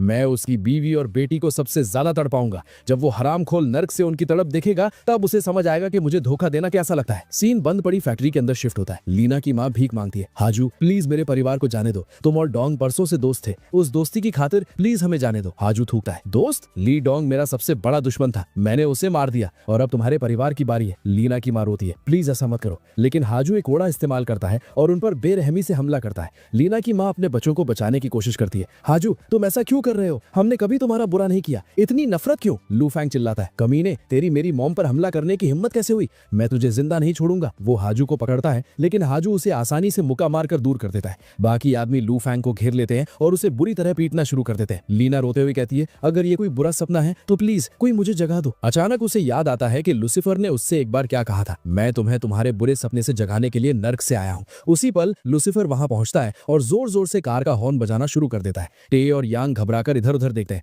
ये अब कौन आ गया? कार को देखकर लीना फुसफुसाती है, ये मेरे डैड की कार है। लुसिफर बाहर निकलता और कहता है, मैं तुम्हें ये बता सकता हूँ, तुम्हारी कार पूरी तरह बर्बाद हो चुकी है। क्लच काम नहीं करता, ब्रेक्स काम नहीं करते। इन लोगों ने तुम्हारे परिवार को मारने के लिए बहुत मेहनत की, उन्होंने ब्रेक्स भी खराब कर दिए ताकि तुम में से कोई भाग ना सके। रोते हुए लीना सोचती है, क्या ये मुझे बचाने आया है? लुसिफर कहता है, फायरफ्लाई हम फिर मिले। लीना को एहसास होता है ये सच में मुझे बचाने आया है। टे चिल्लाता है, हे लड़के, तुम हो कौन और तुम्हारी आने की हिम्मत कैसे हुई? यांग कहता है, बात करने का वक्त नहीं है, इसे जल्दी मारो, इसने सब कुछ देख लिया है। एक आदमी आगे बढ़ता है, लुसिफर पर हमला करता है, लेकिन लुसिफर तुरंत डॉज करता है और एक जोरदार लात मारता है। सिर्फ एक लात से उस आदमी की गर्दन टूट जाती है। यांग हैरान होकर फुसफुसाता है, ये इतना छोटा दिखता है, ये इतना ताकतवर कैसे कैसे हो सकता है? सब एक साथ हमला करो, मारो इसे। बॉडीगार्ड्स दौड़ कर आते हैं। जो भी है ये बस एक बच्चा है, ये हमारा क्या कर लेगा? लेकिन कुछ ही पलों में लूसीफर उन सबको आसानी से मार देता है। यांग कांपने लगता है। ये कोई बच्चा लड़ता हुआ नहीं दिख रहा, ये तो कोई मॉन्स्टर लग रहा है। कुछ ही मिनटों में लूसीफर ने लीडर्स को छोड़कर हर आदमी को मार दिया है। यांग चिल्लाता है, टे जाओ इसे मारो। हाजू उसका हौसला बढ़ाता है, हाँ टे तुम इसे हरा सकते हो। हमारे साथ आने से पहले तुम एक स्पेशल यूनिट में थे, तुम्हें अपने स्किल्स याद होंगे। अपना खंजर पकड़ते हुए टे मुस्कुराता है, सही कहा, वो मुझे डैगर किंग बुलाया करते थे। इस बच्चे को मारना आसान होगा। लूसीफर शांति से कहता है, मैं तुम्हें याद दिला दूं, तुम इस दुनिया में सिर्फ दूसरे इंसान हो जिसने मुझे चाकू दिखाने की हिम्मत की है। तुम्हें पता है पिछली बार जिसने मुझे चाकू दिखाया था उसके साथ क्या हुआ था? टे गुर्राता है, मुझे परवाह नहीं, मैं आज तुम्हें मार डालूंगा। वो लूसीफर के गले पर वार करता है, लेकिन लूसीफर बिना किसी मेहनत के डॉज कर लेता है। टे पीछे हटता है, पसीने से लथपथ। यकीन नहीं होता, तुम्हारी उम्र के हिसाब से तुम्हारे स्किल्स कमाल के हैं। तुम हर हमले को डॉज कर सकते हो। वो लगातार हमला करता रहता है, लेकिन कुछ भी लूसीफर को छू नहीं पाता। लूसीफर कहता है, तुम्हारे स्किल्स बहुत बेकार हैं। तुम्हें स्पेशल यूनिट में भर्ती भी किसने किया था? टे चिल्लाता है, बकवास बंद करो। वो फिर हमला करता है, लेकिन लूसीफर उसके हाथ पर मुक्का मारता है, उसका हथियार गिरा देता है, खंजर पकड़ता है और टे का गला काट देता है। टे गिर जाता है, मर गया। लूसीफर कहता है, ये एक और गया, अगला कौन है? हाजू घबरा जाता है, टे मर गया, मुझे भागना होगा। लूसीफर कहता है, दुनिया के सबसे महान असैसिन के सामने भाग रहे हो, क्या मजाक है? वो अपना बैग हाजू पर फेंकता है, उसकी चोट से वो तुरंत बेहोश होकर गिर जाता है। यंग सदमे में जम जाता है। इस बच्चे का बैग ईंटों से भरा था। लूसीफर कहता है, तुमने क्या उम्मीद की थी? किताबें? तुम्हारे सारे आदमी मर चुके हैं, सिर्फ तुम बचे हो। यंग लीना को पकड़ता है और उसे बंधक बना लेता है। मेरे पास मत आना, मैं इसे मार दूंगा। मुझे पता है तुम यहाँ इस लड़की के लिए आए हो। अगर तुमने मुझे जाने नहीं दिया तो मैं इसे मारने में हिचकिचाऊंगा नहीं। लूसीफर शांति से लीना से कहता है, क्या तुम्हें डर लग रहा है? जब तक मैं यहाँ हूँ तुम्हें किसी भी चीज से डरने की जरूरत नहीं है। कोई तुम्हें चोट नहीं पहुंचा सकता। एक तकनीक है जिसकी मैंने हाल ही में प्रैक्टिस की है। मैं अभी इसमें परफेक्ट नहीं हूँ, लेकिन लगता है अब मुझे इसका इस्तेमाल करना ही पड़ेगा। लूसीफर बहुत ध्यान लगाता है। यंग को अचानक अपना शरीर जमते हुए महसूस होता है। क्या मुझे क्या हो रहा है? मेरा शरीर ये पूरी तरह लकवाग्रस्त हो गया है, मैं अपना हाथ भी नहीं हिला पा रहा। लूसीफर धीरे धीरे उसकी तरफ बढ़ता है। तुम तीसरे इंसान हो जिसने इस दुनिया में मुझे चाकू दिखाने की हिम्मत की। वो यंग को भी मार देता है। लूसीफर कहता है, तुम्हारा बुरा सपना यहाँ खत्म होता है। क्या तुम अभी भी डरी हुई हो? तुम्हें डरने की जरूरत नहीं है, मैं तुम्हें बचाने आया हूँ। 6 घंटे बाद लीना के घर पर लीना चौंकर जागती है। ये मेरा घर है। लूसीफर कहता है, आखिरकार तुम जाग गई। तुम डर के मारे मौके पर ही बेहोश हो गई थी। चिकन सूप पीते हुए लूसीफर कहता है, अपनी मॉम से कहना सूप बहुत शानदार था। और क्या तुम मुझे मेरी जैकेट वापस दे सकती हो? जब तुम बेहोश हुई थी मुझे लगा तुम्हें ठंड लगेगी तो मैंने वो तुम्हें पहना दी थी। जब लूसीफर अपनी जैकेट लेने की कोशिश करता है, लीना उसे कसकर पकड़ लेती है, वापस देने से मना कर देती है। लूसीफर आह भरता है, फायरफ्लाई जैकेट मेरी है, तुम्हें वो वापस करनी होगी। लीना आखिरकार छोड़ देती है और लूसीफर उसे अपने बैग में रख लेता है। वो कहता है, मैंने सूप फिर से गर्म कर दिया है, अगर भूख लगी हो तो खा लेना। कल के हमले की वजह से तुम्हारे भाई को चोट लगी थी, तुम्हारी मॉम ने उसे दवाई दी है, वो अब सो रहा है। तुम्हारे जागने से पहले मैंने तुम्हारी मॉम को सब समझा दिया था, वो तुम्हें सब बता देंगी। मेरी सलाह है पुलिस को कॉल मत करना, मैंने सब कुछ संभाल लिया है। अगर पुलिस आई तो सिर्फ नई मुसीबतें खड़ी होंगी। लीना तब लूसीफर का हाथ लेती है और उसे अपने गाल पर रखती है। वो धीरे से पूछती है, क्या तुम मेरी ही उम्र के हो? तो तुम बड़ों की तरह बातें क्यों करते हो? लूसीफर जवाब देता है, मुझे सच बताओ, तुम आज डरी हुई हो ना? तुम जो भी महसूस कर रही हो उसे बाहर निकाल दो। मैं बस ये पक्का करना चाहता हूँ कि तुम्हें कभी भी डर डर के या कांपते हुए अपनी जिंदगी ना जीनी पड़े। लीना कहती है, अगर तुम मुझसे ये कहोगे तो मैं फिर कभी किसी चीज से नहीं डरूंगी।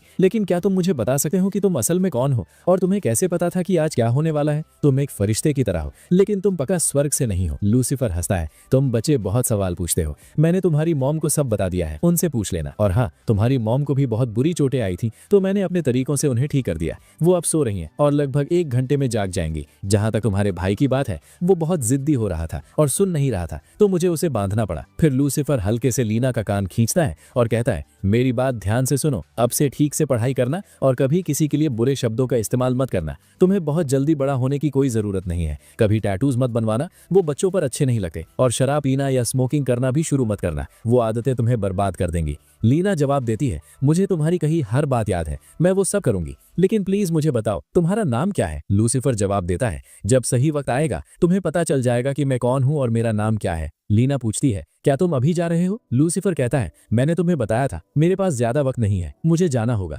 लीना मिन्नतें करती है, कम से कम मुझे बता दो तुम इंसान हो या देवता? लूसीफर जवाब देता है, मैं सिर्फ हेल किंग की इज्जत करता हूँ, मुझे किसी भगवान पर भरोसा नहीं है। अचानक लूसीफर का सूटकेस हिलने लगता है। वो उसे लात मारता है और चिल्लाता है, क्या तुम्हारा दिमाग खराब हो गया है? अगर तुम फिर से हिले तो मैं तुम्हें लात मारता रहूंगा।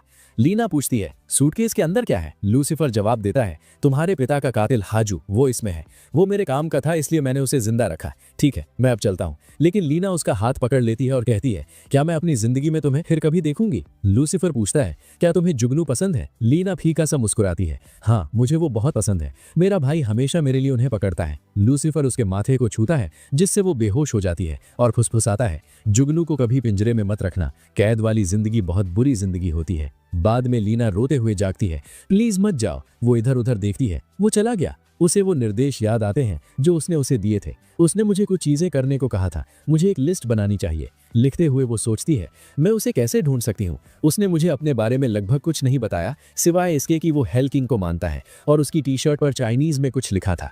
उसे याद आता है कि मेरे भाई के कमरे में एक चाइनीज डिक्शनरी है, मैं चेक करूंगी कि क्या वो लिखावट चाइनीज थी। जब लीना अपने भाई के कमरे में घुसती है, वो कहती है, ओह उसकी शर्ट पर जिंगलिंग डिस्ट्रिक्ट लिखा था।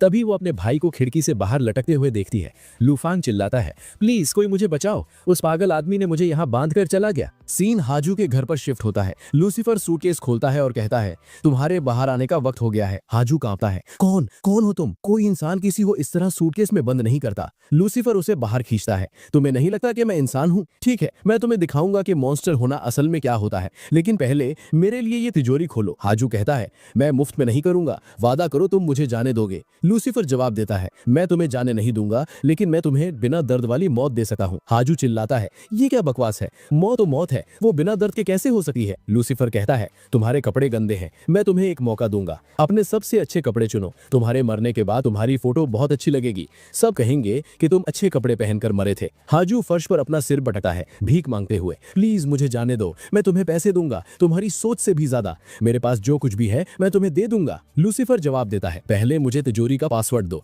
हाजू बेमन से दे देता है, अंदर एक नोटबुक है, प्लीज उसे मत छूना। लूसीफर उसे इग्नोर करता है और नकदी भरना शुरू कर देता है। मुझे तुम्हारी डायरी से कोई मतलब नहीं है, मुझे सिर्फ तुम्हारा पैसा चाहिए। वो एक फोटो देखता है और पूछता है, वो बोट क्या वो तुम्हारी है? वो कितनी तेज जा सकती है? हाजू जवाब देता है, उसकी टॉप स्पीड 30 किलोमीटर प्रति घंटा है। लूसीफर कहता है, ठीक है, मैं तुम्हें अभी के लिए जिंदा छोड़ दूंगा, लेकिन मुझे वो बोट चाहिए। हाजू तुरंत मान जाता है, कोई बात नहीं, ले लो, बस मुझे छोड़ दो। लूसीफर सिर हिलाता है, डील। बोट कहाँ है? वो डॉक पर जाते हैं। लूसीफर बोट पर एक गंजे आदमी को भी लाता है। गंजा आदमी चिल्लाता है, आपको पक्का कोई गलत फहमी हुई है, आप मुझे यहाँ क्यों लाए? हाजू सोचता है, इस कमीने ने मुझे धोखा दिया। लूसीफर शांति से कहता है, मैं कोई गलती नहीं करता, तुम्हारा नाम यंग वन है ना?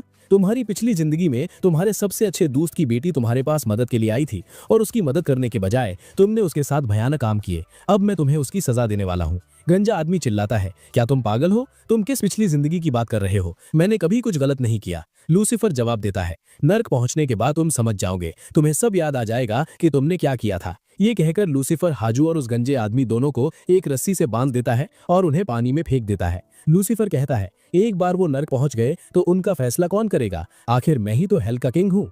अचानक लूसीफर की नाक से खून बहने लगता है। लूसीफर सोचता है, मैं अपनी बॉडी के लिमिट्स चेक किए बिना अपनी पावर्स इस्तेमाल कर ली। पावर्स का ज्यादा इस्तेमाल करने से अगले कुछ दिनों तक खतरनाक साइड इफेक्ट्स होंगे, मुझे खुद पर काबू रखना होगा। सीन स्कूल ऑडिटोरियम में शिफ्ट होता है। एक स्टाफ मेंबर अनाउंस करता है, आज हमारा आखिरी इवेंट है, जिंगलिंग से आए सभी स्टूडेंट्स और टीचर्स का मौजूद होना जरूरी है। सनवे सोचती है, आज सबको यहाँ होना चाहिए, लेकिन लूसीफर अभी तक नहीं आया। वो कहाँ है? मैंने उसे पिछले 4 दिनों से नहीं देखा। सीन मिस्टर लू पर शिफ्ट होता है। मिस्टर लू घबराहट में बड़बड़ाते हैं, अगर कोई भी स्टूडेंट गैर हाजिर हुआ तो टीचर को सजा मिलती है। मैं पक्का पागल था जो मैंने लूसीफर से पैसे लिए। उस बच्चे ने मुझे बेवकूफ बनाया और गायब हो गया। अगर वो जल्द नहीं आया तो मैं गया काम से। तभी डायरेक्टर फोंग, जो एक्सचेंज प्रोग्राम के हेड हैं, पास आते हैं। डायरेक्टर फोंग कहते हैं, मिस्टर लू, आपने कहा था कि लूसीफर नाम का स्टूडेंट जल्द ही आ जाएगा, वो अभी तक यहाँ क्यों नहीं है? 30 मिनट हो चुके हैं। आप जानते हैं कि आज कोई स्टूडेंट अनुपस्थित नहीं होना चाहिए। मिस्टर लू कहते हैं, वो पास के किसी पीसी कैफे में गया होगा। आप जानते हैं आजकल के बच्चे कैसे होते हैं, वो गेम्स में खो जाते हैं और वक्त भूल जाते हैं। मिस्टर लू चिंता से सोचते हैं। डायरेक्टर फोंग को पहले ही लूसीफर पर शक है, अगर लूसीफर 1 घंटे में नहीं आया तो मैं पूरी तरह खत्म हो जाऊंगा। डायरेक्टर फोंग कहते हैं, इवेंट 30 मिनट में शुरू हो रहा है, मैं उसे ढूंढने के लिए कुछ टीचर्स को इकट्ठा करता हूँ, आप भी ठीक से ढूंढिए, उस लड़के को कुछ नहीं होना चाहिए, अगर कुछ गड़बड़ हुई तो मैं आपको जिम्मेदार ठहराऊंगा। मिस्टर लू सिर हिलाते हैं, जी डायरेक्टर फोंग, चिंता मत कीजिए, मैं जल्द ही उसे ढूंढ लूंगा। जैसे ही फोंग जाते हैं, मिस्टर लू गुस्से में बड़बड़ाते हैं, ये आदमी डायरेक्टर बन गया है और खुद को राजा समझता है, मुझे ऐसे डांट रहा है, अगर मेरी गलती ना होती तो मैं उसकी बात कभी ना सुनता। लूसीफर, तुम आखिर कहाँ चले गए? अगर तुम अभी नहीं आए तो मेरी नौकरी हमेशा के लिए चली जाएगी। आधे घंटे बाद डायरेक्टर फोंग टीम को इकट्ठा करते हैं। वो कहते हैं लूसीफर अभी तक वापस नहीं आया। सन में कहती है टीचर हमें पुलिस में रिपोर्ट करनी चाहिए, एक स्टूडेंट विदेश में गायब है, कौन जाने वो किस हाल में है। डायरेक्टर फोंग सोचते हैं अगर पुलिस को पता चल गया कि एक स्टूडेंट गायब हो गया है तो सारी जिम्मेदारी मुझ पर आ जाएगी। एजुकेशन डिपार्टमेंट मुझे स्टूडेंट्स की निगरानी में नाकामी के लिए दोषी ठहराएगा, मैं अपनी पोजीशन खो सकता हूं। सन में कड़ाई से कहती है मैंने लूसीफर को 4 दिनों से नहीं देखा, मुझे यकीन है वो गायब है, आप हिचकिचा क्यों रहे हैं? इससे पहले कि उसे कुछ हो जाए पुलिस को बुलाइए। डायरेक्टर फोंग जवाब देते हैं पुलिस को बुलाने से पहले चलो एक बार और ढूंढते हैं, शायद वो आसपास ही कहीं हो। फिर वो पूछते हैं मिस्टर लू, चूंकि लूसीफर आपके साथ रूम शेयर करता था, क्या उसने कभी यहाँ किसी रिश्तेदार के होने का जिक्र किया था? शायद वो उनके साथ रहने चला गया हो। मिस्टर लू जवाब देते हैं आई एम सॉरी, मुझे इसके बारे में कुछ नहीं पता। डायरेक्टर फोंग कहते हैं ठीक है, तो उसका सामान कहाँ है? मिस्टर लू जवाब देते हैं उसके कमरे में सर। डायरेक्टर फोंग कहते हैं गुड, चलो उसका कमरा चेक करते हैं, शायद हमें कोई सुराग मिल जाए। वो लूसीफर के कमरे के बाहर पहुंचते हैं। मिस्टर लू अंदर ही अंदर कांप रहे थे, मेरा सब खत्म हो गया। डायरेक्टर फोंग भड़कते हैं तुम वक्त क्यों बर्बाद कर रहे हो, दरवाजा खोलो। तभी दरवाजा धीरे से खुलता है। मिस्टर लू राहत में चिल्लाते हैं हो भगवान का शुक्र है तुम वापस आ गए। सुन में उसे देखती है और उसकी सांस अटक जाती है। लूसीफर तुमने कपड़े क्यों नहीं पहने हैं? डायरेक्टर मांग करते हैं लूसीफर मुझे बताओ तुम कहाँ गायब हो गए थे? लूसीफर शांति से जवाब देता है मैं थोड़ी देर के लिए पीसी कैफे गया था, गेम खेलते हुए मुझे वक्त का पता ही नहीं चला, प्लीज मुझे माफ कर दीजिए। डायरेक्टर चिल्लाते हैं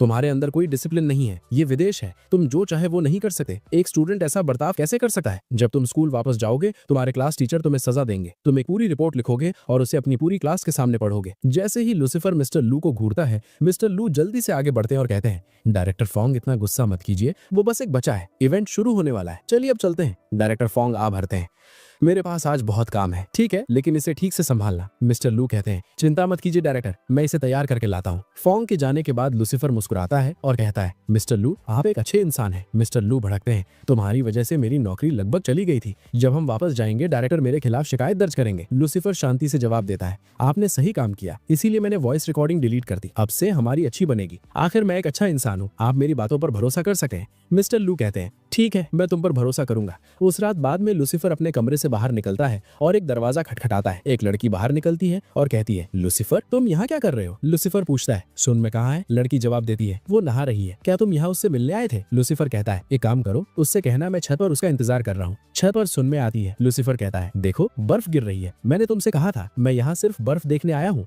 फिर वो उसे पास बुलाता है और उसे कोक का एक कैन पकड़ाता है। सुन में कहती है अगर मैं इतनी रात को ये पीऊंगी तो मैं मोटी हो जाऊंगी। लूसीफर जवाब देता है कोई बात नहीं, तुम थोड़ा वजन बढ़ा सकती हो। कोक पीते हुए वो सोचती है ये लड़का कितना अजीब है, आज सुबह डायरेक्टर ने इसे इतनी बुरी तरह डांटा, फिर भी ये अभी कितना खुश लग रहा है। लूसीफर कहता है तुम्हें पता है आज मेरा मूड बहुत अच्छा है। सुन में पूछती है डांट खाने के बाद तुम्हारा मूड अच्छा कैसे हो सकता है? लूसीफर जवाब देता है क्योंकि आज आखिरकार मैंने वो काम कर दिया जो मैं बहुत समय से करना चाहता था। सुन में कहती है तो तुम्हें सच में बर्फ देखना पसंद है? मुझे लगा वो बस एक साधारण इच्छा थी। लूसीफर कहता है मैंने हमेशा लोगों को कहते सुना है कि उनकी जिंदगी में बहुत पछतावे हैं, शायद मेरे भी थे, लेकिन इस जिंदगी में मैं एक भी पछतावा पीछे नहीं छोड़ना चाहता। मैं बिना किसी पछतावे के जीना चाहता हूँ और उसके लिए जो भी करना पड़े मैं करूंगा। सुन में सोचती है वाओ लूसीफर सच में बहुत कूल है। लूसीफर करीब आता है और कहता है क्या तुम मेरे लिए कुछ कर सकती हो? सुन में जवाब देती है क्या बात है? इस बीच वो घबराहट में सोचती है ये क्या पूछने वाला है, अगर ये हाथ पकड़ना चाहता है तो ठीक है, लेकिन इसे किसके लिए नहीं पूछना चाहिए, ज्यादा से ज्यादा शायद गाल पर ही किस, उससे ज्यादा कुछ नहीं। लूसीफर कहता है क्या तुम्हें रिपोर्ट लिखनी आती है? डायरेक्टर फोंग ने मुझे एक रिपोर्ट लिखने को कहा था, क्या तुम प्लीज मेरे लिए वो लिख दोगी? सुन में पूछती है कैसी रिपोर्ट? सीन प्रिंसिपल सन के ऑफिस में शिफ्ट होता है। प्रिंसिपल सन गुस्से में बड़बड़ाते हैं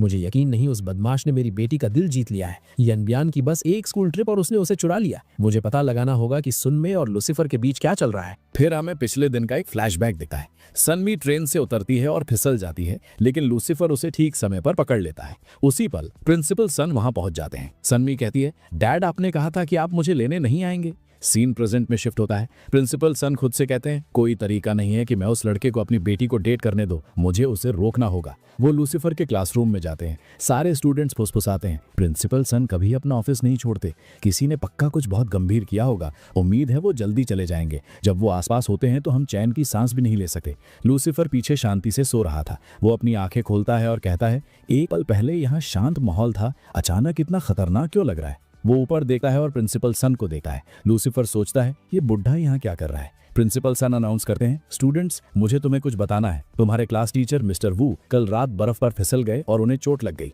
जब तक वो वापस नहीं आते मैं तुम्हारी क्लास लूंगा। अगले 5 दिनों तक तुम्हारे टेस्ट होंगे। मैं चेक करूंगा कि तुम्हें अपना कोर्स वर्क कितना आता है। जो भी फेल होगा वो स्कूल के मैदान में बर्फ साफ करेगा। लूसीफर सोचता है, ऐसा क्यों लग रहा है कि वो ये अनाउंसमेंट सीधे मेरे लिए कर रहे हैं।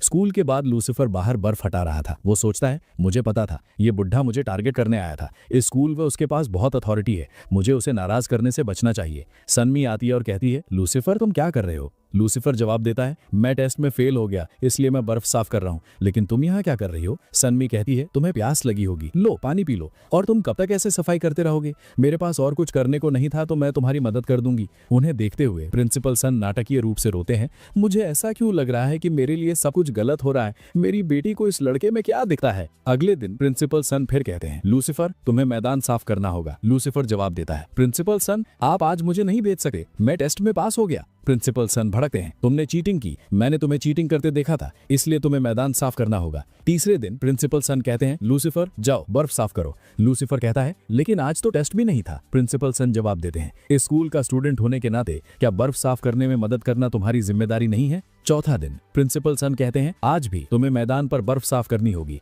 लूसीफर जवाब देता है, लेकिन आज के टेस्ट में मुझे सबसे ज्यादा मार्क्स मिले और मैंने अपना सारा होमवर्क पूरा कर लिया, मुझे आज बर्फ क्यों साफ करनी चाहिए। प्रिंसिपल सन कहते हैं, मैं तुमसे कुछ सवाल पूछने वाला हूँ, अगर तुम उनका सही जवाब नहीं दे पाए तो तुम बर्फ साफ करोगे। वो सवाल पूछना शुरू करते हैं, बताओ हमारा स्कूल कब बना था। लूसीफर जवाब देता है, 1997। प्रिंसिपल सन दूसरा सवाल पूछते हैं, सनमी का जन्मदिन कब है। 18 सितंबर। प्रिंसिपल सन कहते हैं, तो तुम इन बातों पर ध्यान देते हो, इसका मतलब तुम आज बर्फ साफ कर रहे हो। 5वें दिन क्लास टीचर आखिरकार वापस आ जाते हैं, लेकिन उसी पल प्रिंसिपल सन फिर से क्लासरूम में घुसते हैं। लूसीफर सोचता है, ये बुढ़ा फिर से, लेकिन ठीक है मैं अपने साथ झाड़ू लाया हूँ। प्रिंसिपल सन पूछते हैं, तुमने झाड़ू क्यों पकड़ रखी है। लूसीफर जवाब देता है, वैसे भी स्कूल की झाड़ू इतनी बेकार क्वालिटी की हैं, इसलिए मैं घर से एक लाया हूँ। प्रिंसिपल सन कहते हैं, झाड़ू रख दो, 2 दिन से बर्फ नहीं गिरी है, इसलिए साफ करने के लिए कुछ नहीं है। मेरे साथ मेरे ऑफिस चलो, मुझे तुमसे बात करनी है। प्रिंसिपल के ऑफिस में एक पुलिस ऑफिसर इंतजार कर रहा था। वो कहता है, क्या तुम्हारा नाम लूसीफर है। लूसीफर जवाब देता है, ऑफिसर क्या आप मुझसे मिलने आए हैं, क्या मैंने कुछ गलत किया है।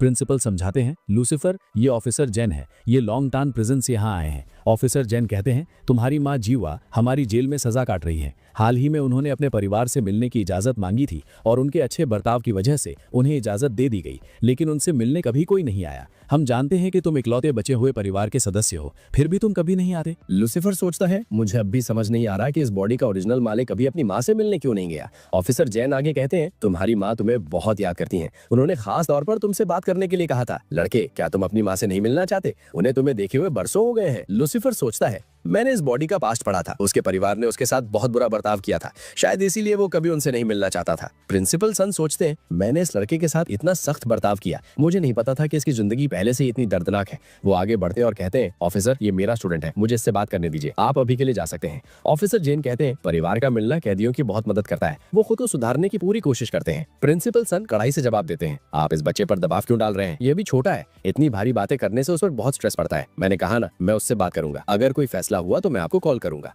ऑफिसर जेन सर हिलाते हैं और चले जाते हैं। लूसीफर सोचता है, तो इस बुढ़े का दिल असल में अच्छा है। ऑफिसर के जाने के बाद प्रिंसिपल सन लूसीफर के बगल में बैठते हैं और कहते हैं, मैंने तुम्हारे स्कूल रिकॉर्ड्स पढ़े, अब मुझे सब पता है, तुम्हारे परिवार में क्या हुआ, तुम्हारी माँ और बाकियों ने तुम्हारे साथ क्या किया। मुझे नहीं पता था कि तुम्हारी जिंदगी इतनी मुश्किल थी, लेकिन ध्यान से सुनो, तुम बहुत समझदार बच्चे हो, तुम अपनी माँ से मिलना चाहते हो या नहीं, ये फैसला पूरी तरह तुम्हारा है। खुद पर दबाव मत डालो, अपनी जिंदगी आजादी से जियो। और हाँ, बहुत देर हो गई है, घर पर तुम्हारे लिए खाना बनाने वाला कोई नहीं है ना, मेरे साथ चलो, हम साथ में डिनर करेंगे। सनमी के घर पर सनमी भुट्टा खा रही थी, तभी दरवाजा खुलता है। वो कहती है, डैड आप वापस आ गए। लूसीफर उनके पीछे से अंदर आता है और कहता है, और मैं तुम्हारे डैड के साथ आया हूँ। लूसीफर को देखकर सनमी तुरंत लाल हो जाती है और अपने कमरे की तरफ भागती है। सनमी सोचती है, मुझे उम्मीद नहीं थी कि लूसीफर डैड के साथ घर आएगा और मैं वहाँ ऐसे भुट्टा खा रही थी, उसने मुझे ऐसे कपड़ों में देख लिया। इस बीच लूसीफर सोचता है, ये असल में बहुत क्यूट है। प्रिंसिपल सन चिंता से सोचते हैं, ऐसा क्यों लग रहा है कि मैं अपने घर में भेड़िया ले आया हूँ, क्या मेरा फैसला मुझ पर भारी पड़ेगा। प्रिंसिपल सन कहते हैं, पहले तुम दोनों अपना होमवर्क खत्म करो। लूसीफर तुम अपना लिविंग रूम में करो, सनमी तुम अपने कमरे में जाओ, अगर तुम दोनों ने बात की तो मैं तुम्हें छोड़ूंगा नहीं। दोनों काम करने बैठ जाते हैं। सनमी सोचती है, लूसीफर बस शांत होने का नाटक कर रहा है, वो मेरे डैड से बिल्कुल नहीं डरता। अचानक लूसीफर एक पर्ची पर कुछ लिखता है और सन्मी को इशारा करता है। वो सोचती है इसने क्या लिखा। वो पर्ची खोलती है। लूसीफर ने लिखा था, तुम्हारे डैड असल में बहुत अच्छे इंसान है। सन्मी सोचती है अगर डैड लूसीफर को घर लाए हैं तो क्या इसका मतलब वो हमें अप्रूव करते हैं। वाह डैड, आप सच में बहुत अच्छे हैं। इस बीच प्रिंसिपल सन उन दोनों को घूरते रहते हैं। वो सोचते हैं भले ही मैंने उन्हें बात करने से मना किया था, वो फिर भी बातें कर रहे हैं और मुझे ऐसे इग्नोर कर रहे हैं जैसे मैं यहाँ हुई नहीं। लूसीफर एक और पर्ची सन्मी को देता है और फुसफुसाता है, तुम्हारे डैड सच में अजीब है। वो एक ही अखबार को पूरे 2 घंटे तक कैसे पढ़ सकते हैं। पर्ची पढ़कर सन्मी जोर से हंस पड़ती है। प्रिंसिपल सन हारा हुआ महसूस करते हुए सोचते हैं लूसीफर ने उसे कम से कम 32 पर्चियां भेजी हैं और सन्मी ने उसकी तरफ 57 बार देखा है। वो लगभग 1 घंटे से बात कर रहे हैं और ऐसा बर्ताव कर रहे हैं जैसे मेरा कोई वजूद नहीं है। आखिरकार उनका सब्र टूट जाता है। चिढ़कर खड़े होते हुए प्रिंसिपल सन कहते हैं, तुम दोनों आखिर कर क्या रहे हो। सन्मी पूछती है, डैड क्या हुआ। प्रिंसिपल सन जवाब देते हैं, नहीं कुछ नहीं, तुम्हारी मॉम काम से थक गई होंगी इसीलिए मैं बाहर से डिनर लाने जा रहा हूँ। बाहर प्रिंसिपल सन कहते हैं, मेरी जिंदगी की सबसे बड़ी गलती लूसीफर को अपने घर लाना थी, मैं ये दोबारा नहीं करूंगा। डिनर के दौरान प्रिंसिपल सन कहते हैं, लूसीफर सन में तुम दोनों ठीक से खाना खाओ। सन में लूसीफर को खाने का एक टुकड़ा देती है और कहती है, इसे ट्राई करो। प्रिंसिपल सन सोचते हैं ये मेरे सामने होते हुए भी ये सब कर रहे हैं। सन में कहती है, डैड इसे चखिए, ये बहुत अच्छा है। थोड़ी देर बाद प्रिंसिपल सन कहते हैं, डिनर के बाद सीधे घर जाना, इतनी रात को बाहर रहना सेफ नहीं है। लूसीफर जवाब देता है, ठीक है मैं थोड़ा खा लूं फिर घर चला जाऊंगा। दरअसल क्या आप मुझे एक और कटोरा दे सकते हैं, इसके बाद हम टहलने जा सकते हैं। प्रिंसिपल सन कड़ाई से बीच में टोकते हैं, और खाना नहीं मिलेगा, ये तुम्हारी सेहत के लिए खराब है और तुम दोनों में से कोई टहलने नहीं जा रहा। लूसीफर की तरफ मुड़कर वो कहते हैं, घर जाओ। अब वो लगभग लूसीफर को घर से बाहर धकेल देते हैं। बाहर लूसीफर मुस्कुराता है और कहता है, सच कहूं तो ये परिवार बहुत अच्छा है। जैसे ही वो कॉरिडोर में कदम रखता है उसे एक औरत दिखाई देती है। वो सोचता है वो औरत जो अभी गुजरी वो सनमे जैसी दिखती है, वो पक्का सनमे की माँ होगी। फिर लूसीफर को एक कार में सिगार दिखाई देता है। वो सोचता है इस सिगार की खुशबू बिल्कुल वैसी है जैसी सनमे की माँ से आ रही थी। आखिर इस परिवार में चल क्या रहा है। मंडे सुबह लूसीफर पीसी कैफे में गेम खेल रहा था, तभी प्रिंसिपल सन वहाँ आते हैं और चिल्लाते हैं, तुमने आज स्कूल स्किप क्यों किया, मैं तुम्हें हर जगह ढूंढ रहा था। लूसीफर शांति से कहता है, प्रिंसिपल सन आपको मुझे इतना सीरियस नहीं लेना चाहिए, आइए बैठिए साथ में स्मोक करते हैं। प्रिंसिपल सन उसे डांटते हैं, तुमने ये अजीब आदतें कहाँ से सीखी। लूसीफर कहता है, रुको मैं आपके लिए आपकी सिगरेट जला देता हूँ। प्रिंसिपल सन उससे छीन लेते हैं और कहते हैं, ये तुम्हारे लिए अच्छा नहीं है। आजकल बच्चे कूल दिखने के लिए ये बकवास चीजें करते हैं, बाद में जब तुम पीछे मुड़कर देखोगे तुम्हें एहसास होगा कि तुमने अपनी जिंदगी बर्बाद कर ली। मैं जानता हूँ तुम्हारी जिंदगी मुश्किल रही है, तुम लोगों से दूर भागते हो, तुम चिड़चिड़े हो, लेकिन लूसीफर तुम कब तक पास्ट में जीते रहोगे। क्या तुम्हारे पास अपने फ्यूचर के लिए कोई प्लान है। लूसीफर जवाब देता है, मैंने अभी तक फ्यूचर के किसी प्लान के बारे में नहीं सोचा है। प्रिंसिपल सन कहते हैं, तुम बड़े हो रहे हो, अगर तुम ऐसे ही वक्त बर्बाद करोगे तो तुम क्या बनोगे। समाज बहुत कठोर है, अगर तुम कदम से कदम मिलाकर नहीं चल सके तो वो तुम्हें बाहर फेंक देगा। मैं नहीं चाहता कि तुम एक बेकार अपराधी बन जाओ, तुम एक अच्छे बच्चे हो और मैं चाहता हूँ कि तुम एक अच्छी जिंदगी जियो। लूसीफर कहता है, आप मुझे गलत समझ रहे हैं, मैं गैंगस्टर नहीं बनने वाला, मुझे बस अकेला रहना पसंद है, इसमें शांति है। प्रिंसिपल सन पूछते हैं, अकेले रहने में क्या मजा है। लूसीफर जवाब देता है, आप नहीं समझेंगे, मैं बहुत समय से अकेले रहा हूँ, मुझे आजाद रहना पसंद है, बिना किसी चिंता के, जब चाहूँ खाऊं, जो चाहूँ करूँ, और अगर मेरा मजाक करने का मन हो तो खैर आपकी बेटी हमेशा पास ही होती है। प्रिंसिपल सन जम जाते हैं, तुमने अभी क्या कहा। लूसीफर जल्दी से कहता है, मैं मजाक कर रहा था, खैर आप एक अच्छे इंसान और महान टीचर हैं, लेकिन प्लीज मुझे इग्नोर कीजिए, मैं वो नहीं हूँ जिसके लिए आपको चिंता करनी पड़े, मैं वादा करता हूँ मैं कभी गलत रास्ते पर नहीं चलूंगा। प्रिंसिपल सन कहते हैं, तुम्हें आजादी चाहिए, लेकिन तुम फ्यूचर में सर्वाइव कैसे करोगे। लूसीफर चुपचाप सोचता है, इन्हें नहीं पता कि मेरे पास घर पर हजारों डॉलर और सोने के सिक्के हैं, मेरी पूरी जिंदगी सेट है, अगर मैं ऐश की जिंदगी भी जीऊं तो ये पैसा 20 साल तक खत्म नहीं होगा, मैं मेहनत क्यों करूं। अगर मैं चाहूं तो मैं एक पल में किसी भ्रष्ट आदमी को मारकर उसकी सारी संपत्ति ले सकता हूं। प्रिंसिपल सन ने कहा, मेरे पास तुम्हारे लिए एक लेटर है, मैंने तुम्हारे लिए पार्ट टाइम जॉब ढूंढने में बहुत मेहनत की, आखिरकार मुझे एक मिल गई जिसमें बहुत कम समय लगता है फिर भी पैसे बहुत अच्छे हैं, तुम वहाँ बेझिझक काम कर सकते हो, तुम्हारे हाई स्कूल के अभी 2 साल बाकी हैं, तो मेहनत करो, पैसे बचाओ और फिर तुम्हें यूनिवर्सिटी में कोई दिक्कत नहीं होगी, क्योंकि यूनिवर्सिटी का खर्चा बहुत ज्यादा है।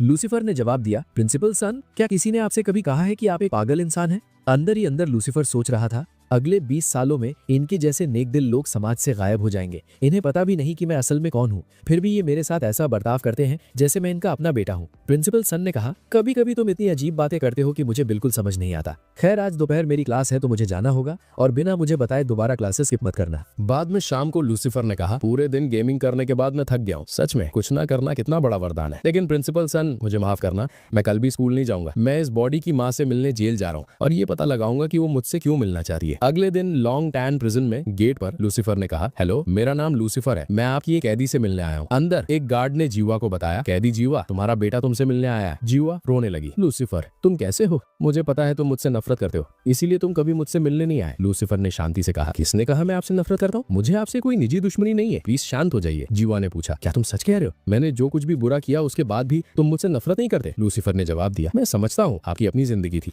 आपने मुझे दादी के पास छोड़ दिया और कुछ पैसे भी भेजे। डैड के मुकाबले जो बिना कुछ छोड़े गायब हो गए। आप असल में काफी दयालु हैं। मैं आपके लिए कुछ चॉकलेट्स और कुकीज लाया हूँ, उम्मीद है आपको पसंद आएंगे। जीवा ने कहा, मैं यहाँ ठीक हूँ और शायद जल्द ही रिहा हो जाऊंगी, लेकिन तुम कैसे रह रहे हो? तुम्हारी दादी गुजर गई है ना? लूसीफर ने जवाब दिया, दादी के मरने के बाद मेरे टीचर्स और दोस्तों ने मेरा अच्छा ख्याल रखा। जीवा ने कहा, यह सुनकर मुझे खुशी हुई लूसीफर, जब मैं बाहर आऊंगी मैं तुम्हारा ठीक से ख्याल रखूंगी। एक प्रिजन ऑफिसर पास आया और कहा, वक्त लगभग खत्म हो गया है, अपनी बात खत्म करो। लूसीफर ने कहा, तो मुझे अब जाना चाहिए, लेकिन जीवा ने उसे रोका। लूसीफर, एक और बात है जो मैं कहना चाहती हूँ, ये बस एक विनती है, तुम इसे मान सकते हो या इग्नोर कर सकते हो। अपनी दूसरी शादी के बाद मेरी एक बेटी हुई थी, तुम कह सकते हो वो तुम्हारी सौतेली बहन है। क्या तुम प्लीज एक बार जाकर उससे मिल सकते हो? वो सिर्फ 5 साल की है, मुझे उसकी बहुत चिंता होती है। मुझे बुरे सपने आते रहते हैं कि उसकी जिंदगी खराब हो जाएगी। अगर तुम उससे नहीं मिलना चाहते तो कोई बात नहीं, मैं समझती हूँ, वो तुम्हारी सगी बहन नहीं है। लूसीफर ने सोचा, तो मेरी एक बहन है, सच कहूँ तो बहन के साथ रहना अकेले रहने से ज्यादा मजेदार लगता है। उसने कहा, ठीक है, मैं वादा करता हूँ मैं उससे मिलने जाऊंगा। जेल के बाहर विमेन्स फेडरेशन की एक औरत उसके पास आई। लूसीफर ने कहा, एडमिन लू, मैं आज आपके साथ अपनी बहन से मिलने जा रहा हूँ, मैं जल्दी से उसके लिए कुछ स्नैक्स और चीजें खरीद लेता हूँ। एडमिन लू ने सोचा,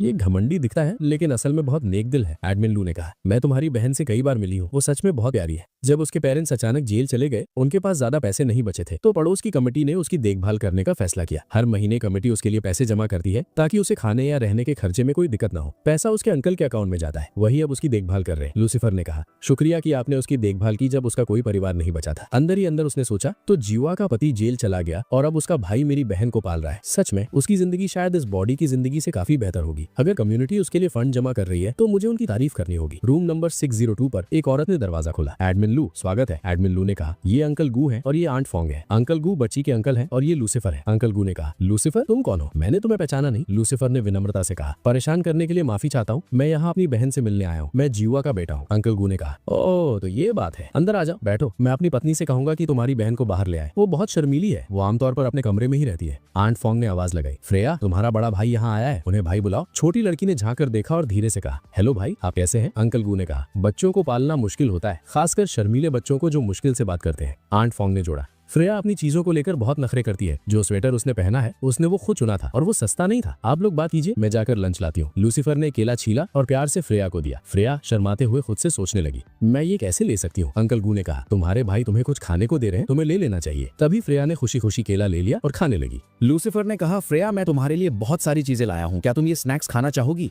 जैसे ही फ्रेया उन्हें लेने वाली थी, एक दूसरा बच्चा दौड़कर आया और स्नैक्स छीन लिए। उस लड़के ने कहा, फ्रेया को महंगा खाना खाने की आदत नहीं है, ये सब मेरा है। अंकल गू ने समझाया, ये मेरा बेटा है, वो और फ्रेया हमेशा साथ खेलते हैं। लूसीफर ने जवाब दिया, ओ ये हम उम्र हैं, दोनों को संभालना मुश्किल होता होगा। अंकल गू बोले, तुम बिल्कुल सही कह रहे हो। फिर आंट फोंग बाहर आई और कहा, मैंने लंच तैयार कर दिया है, सब लोग प्लीज खाने आ जाइए। खाते वक्त आंट फोंग ने कहा, फ्रेया तुम्हें ठीक से खाना चाहिए और लूसीफर तुम भी, आज खाना बहुत टेस्टी है। लंच के बाद लूसीफर और एडमिन ल्यू बाहर निकले। एडमिन ल्यू ने कहा, सच में फ्रेया के अंकल और आंट काफी दयालु हैं, वरना उसके पेरेंट्स के अरेस्ट होने के बाद उसकी देखभाल कौन करता? अच्छी बात यह है कि उसकी जिंदगी बर्बाद नहीं हुई। लूसीफर प्लीज चिंता मत करना, हमारा फेडरेशन हमेशा तुम्हारी बहन का ख्याल रखेगा। लूसीफर ने जवाब दिया, आपका तहे दिल से शुक्रिया। एडमिन ल्यू ने कहा, खैर तो अब मैं चलती हूँ, मुझे बहुत काम है। लूसीफर ने सोचा, एडमिन ल्यू सच्ची है लेकिन वो बहुत छोटी है और उन्हें तजुर्बा नहीं है।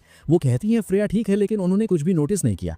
जब मैं घर में घुसा, मैंने बैल्कनी पर बहुत से कपड़े सूखते देखे, लेकिन एक भी कपड़ा 5 साल की बच्ची का नहीं था। इसका मतलब फ्रेया के पास बहुत कम कपड़े हैं। उसके गार्डियंस ने झूठ बोला कि वो कपड़ों को लेकर नखरे करती है। उसका स्वेटर साफ था, लेकिन साफ तौर पर नया नहीं था। कोई भी बता सकता था कि वो 2 या 3 साल पुराना था। और वो किसी लड़की का स्वेटर भी नहीं था, वो किसी लड़के के लिए बना था। शायद आंट फोंग ने फ्रेया को अपने बेटे का पुराना स्वेटर पहनाया था। लंच के दौरान वो 7 साल का लड़का बदतमीजी कर रहा था। फिर भी उस उम्र के बच्चे आमतौर पर ठीक से खा सकते हैं, लेकिन फ्रेया ने चावल का एक दाना भी नहीं छोड़ा और उसने अपना चिकन बहुत ध्यान से खाया। इससे ये साफ था कि उसे पर्याप्त खाना नहीं मिलता। ये लोग अंकल गू और आंट फोंग लालची हैं। उन्होंने फ्रेया को सिर्फ पैसों के लिए रखा है, लेकिन वो उस पर एक पैसा खर्च नहीं करते। अब मैं समझा कि जीवा अपनी बेटी को लेकर इतनी परेशान क्यों थी और उसने मुझसे बार बार उसे चेक करने की भी क्यों मांगी। आमतौर पर मुझे इन चीज़ों की परवाह नहीं होती, लेकिन इस दुनिया में मेरा कोई परिवार नहीं है और वो इकलौती फैमिली मेंबर है जो मेरे पास है। मैं उसे तड़पने नहीं दे सकता। लूसीफर अंकल गू के दरवाजे पर गया। जैसे ही वो खटखटाने वाला था, अंकल गू ने दरवाजा खोला। अंदर लूसीफर ने देखा कि आंट फोंग फ्रेया को पीट रही थी। आंट फोंग चिल्ला रही थी। मैंने कहा था ना, जब मैं तुम्हें मारूं तो चुप रहना। अगर पड़ोसियों ने सुन लिया तो वो क्या सोचेंगे? मैंने तुम्हें बर्तन धोने को कहा था, लेकिन तुमने कटोरा तोड़ दिया। हमें तुम्हें पालने के लिए हजारों डॉलर नहीं मिलते, हमें सिर्फ $200 मिलते हैं, और अब तुम चीजें तोड़ रही हो और हमारा नुकसान करवा रही हो। अंकल गू ने ल्यूसीफर को देखा और भड़के, लड़के तुम यहाँ क्या कर रहे हो? ल्यूसीफर ने गुस्से में कहा, तुम्हारी मेरी बहन पर हाथ उठाने की हिम्मत कैसे हुई? उसने अंकल गू को लात मारी। ल्यूसीफर ने आगे कहा, तुम पहले अच्छे बनने का नाटक कर रहे थे, लेकिन जैसे ही हम गए तुम उसे पीटने लगे। आंट फोंग आगे बढ़ी, तुम्हारी मेरे पति को मारने की हिम्मत कैसे हुई? ल्यूसीफर ने ठंडेपन से कहा, रास्ते से हट जाओ वरना मैं तुम्हें भी नहीं छोड़ूंगा। उसने अंकल गू को पैर से पकड़ा और फर्श पर घसीटा। अंकल गू घबरा गए। तुम क्या कर रहे हो? मुझे छोड़ो, मैं पुलिस को बुलाऊंगा। तभी दादी आगे आई। मेरे बेटे को छोड़ दो। ल्यूसीफर ने उन्हें घूरा। ए बुढ़िया, तुम्हें लगता है तुम मुझे रोक सकती हो? क्या तुम्हें शर्म नहीं आई? तुम्हारी बहू तुम्हारी पोती को, एक 5 साल की बच्ची को पीट रही थी और तुम वहां खड़ी देख रही थी। लेकिन अब जब तुम्हारा बेटा मुसीबत में है तुम्हें अचानक परवाह हो रही है। शर्म आनी चाहिए तुम्हें। दादी चिल्लाई, तुम अपनी माँ की तरह ही बेकार हो। उसने मेरे बेटे से शादी की और फिर इस राक्षस को जन्म दिया। जब से ये पैदा हुई मेरे बेटे की जिंदगी बर्बाद हो गई। वो अच्छे से रह रहा था, लेकिन पता नहीं ये क्या मनहूसियत लाई, वो जेल चला गया। ल्यूसीफर ने जवाब दिया, तुम्हारा बेटा अपने खुद के गुनाहों की वजह से जेल गया। इस बच्ची ने कुछ गलत नहीं किया, तो तुम इसे राक्षस क्यों बुला रही हो? फिर ल्यूसीफर ने अंकल गू को उठाया और खिड़की से बाहर लटका दिया। अंकल गू चिल्लाए, कोई मुझे बचाओ, ये लड़का मुझे मार डालेगा। लूसीफर गुर्राया, अगर तुमने एक शब्द और बोला तो मैं तुम्हें बिना हिचकिचाहट के गिरा दूंगा। वो बुढ़िया की तरफ मुड़ा, और अगर तुमने एक कदम भी आगे बढ़ाया तो मैं तुम्हारे बेटे को अभी नीचे फेंक दूंगा। आंट फोंग ने दादी को पकड़ा और कहा, मॉम हिलिए मत, अगर इससे गुस्सा आ गया तो ये उन्हें गिरा देगा। और लूसीफर प्लीज शांत हो जाओ, मेरे पति को नीचे उतारो। अगर तुम्हें कुछ कहना है तो हम बात कर सकते हैं और इसे शांति से सुलझा सकते हैं। लूसीफर ने कहा, आखिरकार तुम लोग इंसानों की तरह बात करने को तैयार हुए। गुड, तो मैं ताकत का इस्तेमाल नहीं करूंगा। उसने अंकल गू को वापस कमरे में फेंक दिया। दादी चिल्लाई, बेटा क्या तुम ठीक हो? और तुम लड़के, अगर तुम्हें थोड़ी भी हिम्मत है तो यहीं रुको, मैं पुलिस को बुला रही हूँ। आंट फोंग ने जोड़ा, हाँ, हम तुम्हें भी तुम्हारी माँ की तरह जेल भेज देंगे। लूसीफर मुस्कुराया, अंकल आपकी माँ और बीवी में सच में हिम्मत है। आपको खिड़की से बाहर लटका हुआ देखने के बाद भी उन्हें अभी तक एहसास नहीं हुआ है कि मैं असल में कितना ताकतवर हूँ। अंकल गू रोए, तुम दोनों क्या कर रही हो? मरने वाला मैं हूँ। लूसीफर प्लीज शांत हो जाओ, तुम हमारे लिए परिवार के सदस्य जैसे हो। लूसीफर ने जवाब दिया, तुम ये सब बहुत देर से कह रहे हो। वो किचन में गया और एक चाकू उठा लिया। दादी चीखी, अगर तुम मेरे बेटे को मारना चाहते हो तो तुम्हें पहले मुझे मारना होगा। लूसीफर ने ठंडेपन से कहा, तुम किस्मत वाली हो, मेरा आज किसी को मारने का मूड नहीं है, लेकिन अगर तुम लोगों ने अपना घिनौना बर्ताव बंद नहीं किया तो मैं इस घर में किसी को मार दूंगा। आंट फोंग चिल्लाई, अगर तुमने कुछ भी किया तो पुलिस तुम्हें अरेस्ट कर लेगी। लूसीफर ने जवाब दिया, मैं अभी नाबालिग हूँ, अगर मैं तुम सबको मार भी दूं तो मैं 2 या 3 साल में बाहर आ जाऊंगा, तो मुझे आजमाना मत, मैं तुम्हें मार सकता हूँ।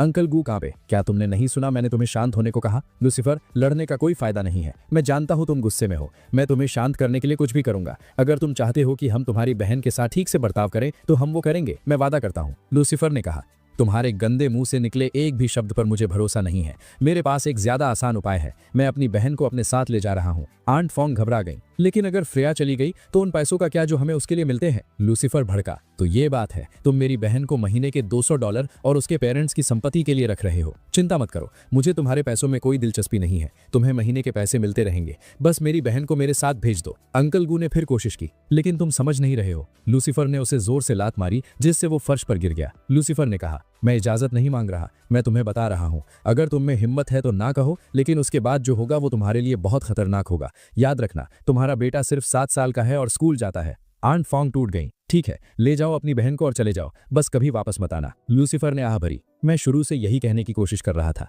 तुम लोगों ने ये सारा फालतू का ड्रामा खड़ा किया। वो फ्रेया के पास घुटनों पर बैठा और धीरे से कहा, क्या तुम मेरे साथ चलना चाहती हो? मैं पक्का करूंगा कि तुम समय पर खाना खाओ और कोई तुम्हें फिर कभी नहीं मारेगा। फ्रेया ने रोते हुए कहा, अगर आप मुझे नहीं मारेंगे तो मैं आपके साथ चलूंगी। लूसीफर मुस्कुराया, मैं वादा करता हूँ, आज से मुझे पापा बुलाना, भाई बुलाना। तुम्हारा नाम क्या है? उसने कहा, मेरा नाम गुया है। लूसीफर ने जवाब दिया, ये परिवार भयानक है, तुम्हें उनका सरनेम फिर कभी इस्तेमाल करने की जरूरत नहीं है। उसने फ्रेया का हाथ पकड़ा और अपने घर की तरफ चलने लगा।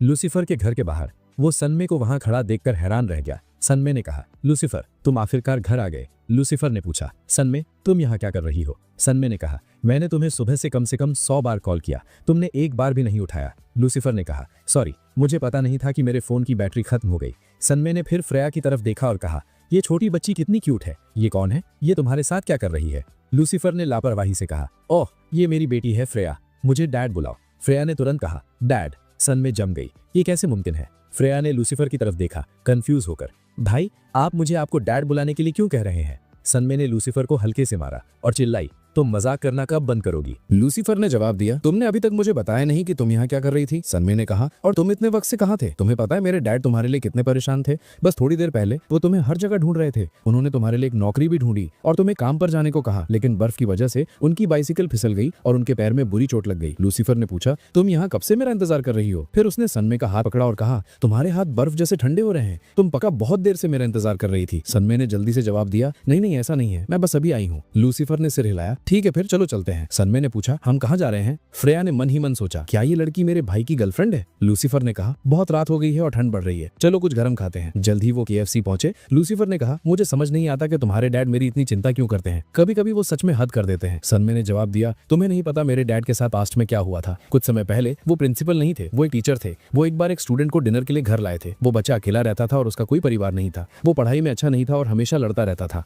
मेरे डैड ने उसे समझाने की कोशिश की, ये बताते हुए कि लड़ने से किसी का भला नहीं होगा। उन्होंने उसे नौकरी ढूंढने में मदद करने का वादा भी किया, लेकिन उस लड़के ने नहीं सुना। उसने मेरे डैड को धक्का दे दिया। बाद में उसी रात वो लड़का रोते हुए वापस आया और माफी मांगी, लेकिन मेरे डैड ने उसे माफ नहीं किया। उन्हें लगा वो लड़का खतरनाक है क्योंकि वो अपने गुस्से पर काबू नहीं रख सका। कुछ सालों बाद वो लड़का सड़क पर मरा हुआ पाया गया। पता चला कि उसकी गैंग मेंबर्स के साथ लड़ाई हुई थी और उन्होंने उसे चाकू मारकर मार डाला। उसके बाद मेरे डैड पूरी तरह बदल गए। उन्होंने टीचर की नौकरी भी छोड़ दी। तभी से मेरे पेरेंट्स में बहुत लड़ाइयां होने लगी। वो तुम्हारे लिए भी उसी वजह से परेशान थे। तुम अचानक गायब हो गए और वो डर गए थे कि कहीं वो तुम्हें भी ना खो दें। उस स्टूडेंट को ना बचाने का पछतावा उन्हें आज भी सताता है। लूसीफर ने चुपचाप सिर हिलाया और कहा, अब मैं समझा। उन्हें डर है कि मेरा अंजाम भी वही होगा। फिर वो फीका सा मुस्कुराया। जो उनके साथ हुआ उसे देखते हुए उनकी चिंता जायज है। लूसीफर ने फ्रेया को खाने को घूरते हुए देखा और कहा, तुम बस देख क्यों रही हो? खाओ, इसमें शर्माने की कोई बात नहीं है। मैं तुम्हारा बड़ा भाई हूँ। फ्रेया ने उसे टुकड़ा दिया और कहा, पहले आप खाइए। लूसीफर ने जवाब दिया, नहीं तुम शुरू करो, कोई बात नहीं। एक वेट्रेस आई और कहा, मैं आपके लिए आइसक्रीम लाई हूँ। उसे खाते हुए फ्रेया मुस्कुराई, ये सच में बहुत टेस्टी है। फिर उसने धीरे से कहा, भाई प्लीज आप भी खाइए। और क्या आप मुझसे एक वादा कर सकते हैं? प्लीज मुझे कभी वापस मत भेजना। मैं वादा करती हूँ मैं आपको परेशान नहीं करूंगी। मैं खुद से नहा सकती हूँ, फर्श और मेज साफ कर सकती हूँ और मैं थोड़ा बहुत खाना भी बना सकती हूँ। मैं आपकी हर चीज में मदद करूंगी। लूसीफर ने प्यार से कहा, मैंने तुमसे कहा ना, तुम्हें ऐसा बर्ताव करने की जरूरत नहीं है। अब से तुम हमेशा मेरे साथ रहोगी। तुम्हें उस घटिया जगह पर दोबारा कभी नहीं जाना पड़ेगा। फ्रेया ने जवाब दिया, सच में? मैं वादा करती हूँ मैं कभी कुछ बुरा नहीं करूंगी। सनमे ने लूसीफर से पूछा, हैरान होकर, क्या ये सच में तुम्हारी बहन है? तुम इतने रूड और घमंडी हो, लेकिन ये इतनी स्वीट है और तुम दोनों एक जैसे दिखते भी नहीं हो। लूसीफर मुस्कुराया, वो एक लंबी कहानी है। फिर उसने सनमे से कहा, अपने डैड को बता देना कि तुम मेरे साथ डिनर कर रही हो, वरना वो परेशान होंगे। सनमे ने जवाब दिया, उन्हें पता नहीं चलेगा। मेरे पेरेंट्स आज फिर लड़ रहे हैं और उनकी बहस आमतौर पर लंबे समय तक चलती है। पहले मेरे डैड कभी जवाब नहीं देते थे, लेकिन हाल ही में उन्होंने जवाब देना शुरू कर दिया है। मेरी मॉम हमेशा बिजी रहती हैं और मुश्किल से घर आती हैं। जब वो आती हैं तो ऐसा लगता है जैसे वो बस लड़ने की वजह ढूंढ रही हो। लूसीफर ने कहा, तुम अभी बच्ची हो, तुम्हें बड़ों के मामलों में नहीं पड़ना चाहिए। सनमे ने सिर हिलाया और मेरे डैड भी यही कहते हैं। उन्होंने आज मुझे 50 युआन दिए और कहा जाकर मजे करो क्योंकि घर का माहौल अच्छा नहीं था। लूसीफर हंसा, तो वो पैसे मुझे दे दो। सनमे ने विरोध किया, मैं तुम्हें क्यों दूं? लूसीफर ने जवाब दिया, वेल हमारा बिल ठीक 50 युआन आया है, अगर तुम पे करोगी तो हिसाब बराबर। सनमे मुस्कुराई, तुम्हारे पास आज पहले से पैसे हैं तो मैं तुम्हें नहीं देने वाली। सनमे के घर के बाहर सनमे ने कहा, मुझे घर छोड़ने के लिए शुक्रिया। फ्रेया ने जोड़ा, अपना ख्याल रखना दीदी। सनमे मुस्कुराई और कहा, मुझे गले लगाओ। लूसीफर ने मजाक किया, मैं तुम्हें सिर्फ घर छोड़ने आया था, ये कोई इतनी बड़ी बात नहीं है। लेकिन इससे पहले कि वो बात पूरी कर पाता, सनमे ने फ्रेया को कस के गले लगा लिया और कहा, फ्रेया तुम सच में बहुत क्यूट हो। लूसीफर ने कहा, ठीक है फ्रेया चलो चलते हैं। जैसे ही वो जा रहे थे सनमे की माँ अचानक आ गई। लूसीफर ने सोचा ये उसी कार में आई जिसे मैंने पिछली बार देखा था। सनमे की मॉम के बारे में कुछ तो संदिग्ध है। अगली सुबह फ्रेया ने खुशी से कहा, भाई उठिए, नाश्ते का वक्त हो गया है। लूसीफर ने खाने को देखा और पूछा, क्या तुमने ये बनाया है? फ्रेया ने सिर हिलाया, मैंने बताया था ना मैं थोड़ा खाना बना सकती हूँ। लूसीफर हैरान था, तुम सिर्फ 5 साल की और तुम्हें पहले से खाना बनाना आता है? फ्रेया घबरा गई, भाई क्या मैंने कुछ गलत किया? लूसीफर मुस्कुराया, नहीं, लेकिन तुम्हें ये सब करने की जरूरत नहीं है। फिर भी नूडल्स सच में बहुत स्वादिष्ट है। फ्रेया ने कहा, प्लीज जल्दी खाइए ताकि आप स्कूल जा सके, वरना आपको बिना वजह देर हो जाएगी। लूसीफर ने जवाब दिया, अगर मैं स्कूल जाऊंगा तो तुम्हारा ख्याल कौन रखेगा, इसलिए मैं आज स्कूल स्किप कर रहा हूँ। फिर उसने सोचा, भले ही वो मेरा ख्याल रख रही है लेकिन वो अभी भी सिर्फ 5 साल की है। फ्रेया ने धीरे से कहा, मैं अपना ख्याल खुद रख सकती हूँ, मैं बोझ नहीं बनना चाहती, वरना एक दिन आप मुझसे नफरत करेंगे और मुझे वापस भेज देंगे। लूसीफर ने तुरंत कहा, चिंता मत करो, मैं तुम्हें कभी वापस नहीं भेजूंगा और रोना बंद करो, मैं स्कूल जा रहा हूँ। फ्रेया मुस्कुराई, हाँ आपको स्कूल जाना चाहिए, ये आपके लिए जरूरी है। स्कूल के बाद लूसीफर ने अचानक कहा, मेरी बाइसिकल कहाँ है? मुझे अच्छे से याद है मैंने उसे यहीं पार्क किया था, लेकिन वो गायब है। लूसीफर सिक्योरिटी गार्ड के पास गया और पूछा, क्या मेरी बाइसिकल चोरी हो गई है? क्या आपने देखा उसे कौन ले गया? सिक्योरिटी गार्ड ने अपनी आंखें मलते हुए नींद में जवाब दिया, क्या स्कूल की छुट्टी हो गई? आज मेरी नींद बहुत अच्छी पूरी हुई। लूसीफर ने आह भरी और कहा, ठीक है छोड़ो, मैं खुद पता लगा लूंगा मेरी बाइक कौन ले गया। बाद में लूसीफर एक नई बाइसिकल लाया और उसे खंबे से लॉक कर दिया। उसने मनी मन मन सोचा, जिसने भी मेरी बाइसिकल चुराई वो पक्का इसे भी चुराने वापस आएगा, मुझे बस दूर खड़े होकर देखना है। जल्द ही 2 आदमी बाइसिकल के पास आए। टोपी पहने आदमी ने कहा, जल्दी करो और लॉक तोड़ो इससे पहले कि कोई आ जाए। दोनों आदमी बाइसिकल लेकर चले गए। लूसीफर मन ही मन मुस्कुराया, वो सीधे मेरे जाल में फंस गए हैं। सीन ब्लैक मार्केट पर शिफ्ट होता है। लूसीफर ने कहा, मुझे बिल्कुल हैरानी नहीं है कि वो बाइसिकल यहाँ लाए हैं, वैसे भी ये जगह सबसे अच्छी क्वालिटी का चोरी का सामान बेचती है। दोनों चोर एक गंजे आदमी के पास पहुंचे और कहा, बॉस हमारे पास कुछ नया माल है, बाइसिकल बिल्कुल नई और बेहतरीन क्वालिटी की है। गंजे आदमी ने पूछा, तुम्हें ये कहां से मिली? उनमें से एक ने जवाब दिया, हमने इसे जिंगलिंग डिस्ट्रिक्ट से उठाया है, यहाँ से काफी दूर है। गंजे आदमी ने सिर हिलाया, ठीक है आओ अपना पेमेंट ले लो। एक चोर हिचकिचाया और कहा, बॉस ये बाइसिकल पूरी तरह नहीं है, क्या हमें थोड़े और पैसे नहीं मिलने चाहिए? गंजे आदमी ने डांटा, बकवास बंद करो और जो दे रहो वो ले लो। तभी कोई गेट पर आया और उसे खोलने की कोशिश की। गंजे आदमी ने चिल्लाया, अरे तुम यहाँ क्या कर रहे हो? लूसीफर ने शांति से जवाब दिया, सर मेरा आपसे एक सवाल है। गंजा आदमी गुर्राया, मैं किसी सवाल का जवाब नहीं दे रहा, अभी कभी यहाँ से दफा हो जाओ। इसके बजाय लूसीफर ने एक जंजीर निकाली, अंदर कदम रखा और अपने पीछे गेट बंद कर दिया। गंजा आदमी हंसा, बच्चे मैं तुम्हें भागने का एक मौका दूंगा, अगर नहीं भागे तो तुम्हारा काम तमाम। लूसीफर ने ठंडेपन से जवाब दिया, मैं आपको भी वही मौका देता हूँ, बताइए आपने अपने सारे पैसे कहाँ छिपाए हैं और आपको छोड़ दिया जाएगा। गंजा आदमी हंसा, क्या तुम मुझे धमका रहे हो? तुम्हें पता भी है मैं कौन हूँ? नरेटर समझाता है, इस आदमी का नाम वू डॉली है। जब वो छोटा था उसने लड़ाई के लिए 2 साल जेल में बिताए थे। अच्छे बर्ताव की वजह से उसे 6 महीने बाद छोड़ दिया गया। बाहर आने के बाद उसने लड़ना छोड़ दिया और चोरी का सामान बेचना शुरू कर दिया। आमतौर पर डॉली को कभी गुस्सा नहीं आता, लेकिन अगर उसे गुस्सा आ जाए तो वो पूरी तरह पागल हो जाता है। डॉली ने लूसीफर पर हमला किया। एक पल में लूसीफर ने अपनी जंजीर फेंकी, उसे डॉली के पैर के चारों ओर लपेटा और जोर से खींचा। लूसीफर ने शांति से कहा, अब आपको असली दर्द महसूस होने वाला है। उस खिंचाव के साथ डॉली को कुछ टूटने का एहसास हुआ। लूसीफर ने उसे चेतावनी दी, मुझे जवाब दो वरना मैं दर्द 2 गुना कर दूंगा। डरे हुए गंजे आदमी ने चिल्लाया, मेरे सारे पैसे एक लोकल लॉकर में रखे हैं, पासवर्ड है I love you 3000। लूसीफर ने सिर हिलाया, आपको ये पहले कहना चाहिए था तो आपको चोट नहीं लगी। लूसीफर ने लॉकर खाली किया, पैसे लिए और चला गया। गंजा आदमी गुस्से में चीखा, उस कमीने की मेरे साथ ऐसा करने की हिम्मत कैसे हुई? उसने तुरंत एक कॉल किया, सबको अभी यहाँ बुलाओ, किसी ने हम पर हमला किया है। इस बीच लूसीफर पास के एक रेस्टोरेंट में शांति से बैठ गया। उसने कहा, मैं पहले कुछ खा लेता हूँ और पैसे गिन लेता हूँ। गिनने के बाद वो बड़बड़ाया, यहाँ 60,000 युआन है। वो गंजा आदमी तो नोटों में खेल रहा था। तभी डॉली के सारे आदमी आ गए। लूसीफर ने लापरवाही से वेटर से कहा, मेरे लिए कुछ बंस पैक कर देना, मैं उन्हें बाद में लूंगा। डॉली के आदमी अंदर दौड़े और पूछा, बॉस क्या आप ठीक हैं? किसकी इतनी हिम्मत हुई जिसने हमारे इलाके में आप पर हमला किया? डॉली गुर्राया, जाओ उसे ढूंढो, वो पैदल था, वो ज्यादा दूर नहीं गया होगा। अंदर ही अंदर डॉली ने सोचा, मैं उन्हें कैसे बताऊं कि उसने मेरे पैसे चुरा लिए, ये बहुत शर्मनाक होगा। आदमियों में से एक ने पूछा, बॉस वो दिखता कैसा है? डॉली ने जवाब दिया, वो एक पतला सा नौजवान है जिसके बाल सफेद हैं। दूसरे आदमी ने पूछा, क्या वो अकड़ कर चलता है? डॉली भड़का, तुम्हें कैसे पता? क्या तुम उसे जानते हो? आदमी ने घबराते हुए जवाब दिया, नहीं बॉस, लेकिन मुझे लगता है जिस आदमी की आप बात कर रहे हैं वो इस तरफ आ रहा है। डॉली मुड़ा और चिल्लाया, तुम्हारी वापस आने की हिम्मत कैसे हुई? लूसीफर ने शांति से जवाब दिया, हमारा बिजनेस खत्म नहीं हुआ था, मैं बस पास के रेस्टोरेंट में खाने गया था। डॉली दहाड़ा, बच्चे तुमने बहुत बड़ी गलती कर दी। वो अपने आदमियों की तरफ मुड़ा और हुक्म दिया, इसके पैर तोड़ दो और गेट बंद कर दो ताकि ये भाग न सके। उन्होंने लूसीफर को घेर लिया और गेट लॉक कर दिया। एक आदमी हंसा, मैंने कभी किसी को इतना बेवकूफ नहीं देखा जो हमारे बॉस पर हमला करे और फिर वापस आ जाए। इससे पहले कि वो अपनी बात पूरी कर पाता, लूसीफर ने उसका हाथ पकड़ा और एक ही वार में तोड़ दिया। डॉली की आंखें सदमे में फटी की फटी रह गईं। ये लड़का हद से ज्यादा ताकतवर है, इसने मेरे आदमी का हाथ एक हमले में तोड़ दिया। क्या मैंने गलत आदमी से पंगा ले लिया? लूसीफर आगे बढ़ा और एक पाइप उठा लिया। उसने शांति से कहा, अब तुम्हारा बुरा वक्त शुरू होने वाला है। डॉली चिल्लाया, तुम सब डर क्यों रहे हो? आगे बढ़ो और इसे मार डालो, चाहिए कितना भी स्किल्ड क्यों ना हो, यह है तो बस एक बच्चा ही। कुछ ही मिनटों में लूसीफर ने सबको पीटकर जमीन पर गिरा दिया। डॉली हैरान था, इस बच्चे ने हम सबको हरा दिया, ये इंसान है भी या कोई मॉन्स्टर? रोते हुए डॉली ने कहा, भाई एक गलत फहमी हो गई थी, आपकी उम्र देखकर मैं बता नहीं पाया कि आप इतने जीनियस हैं। लूसीफर ने ठंडेपन से जवाब दिया, तुम्हारे बालों के साथ साथ लगता है तुम्हारा दिमाग भी गिर गया है। मुझे पता था तुम अपने आदमियों को इकट्ठा करोगे और मुझे ढूंढने आओगे, इसलिए मैं खुद यहाँ आ गया ताकि तुम्हारे पेट्रोल के पैसे बचा सकूं।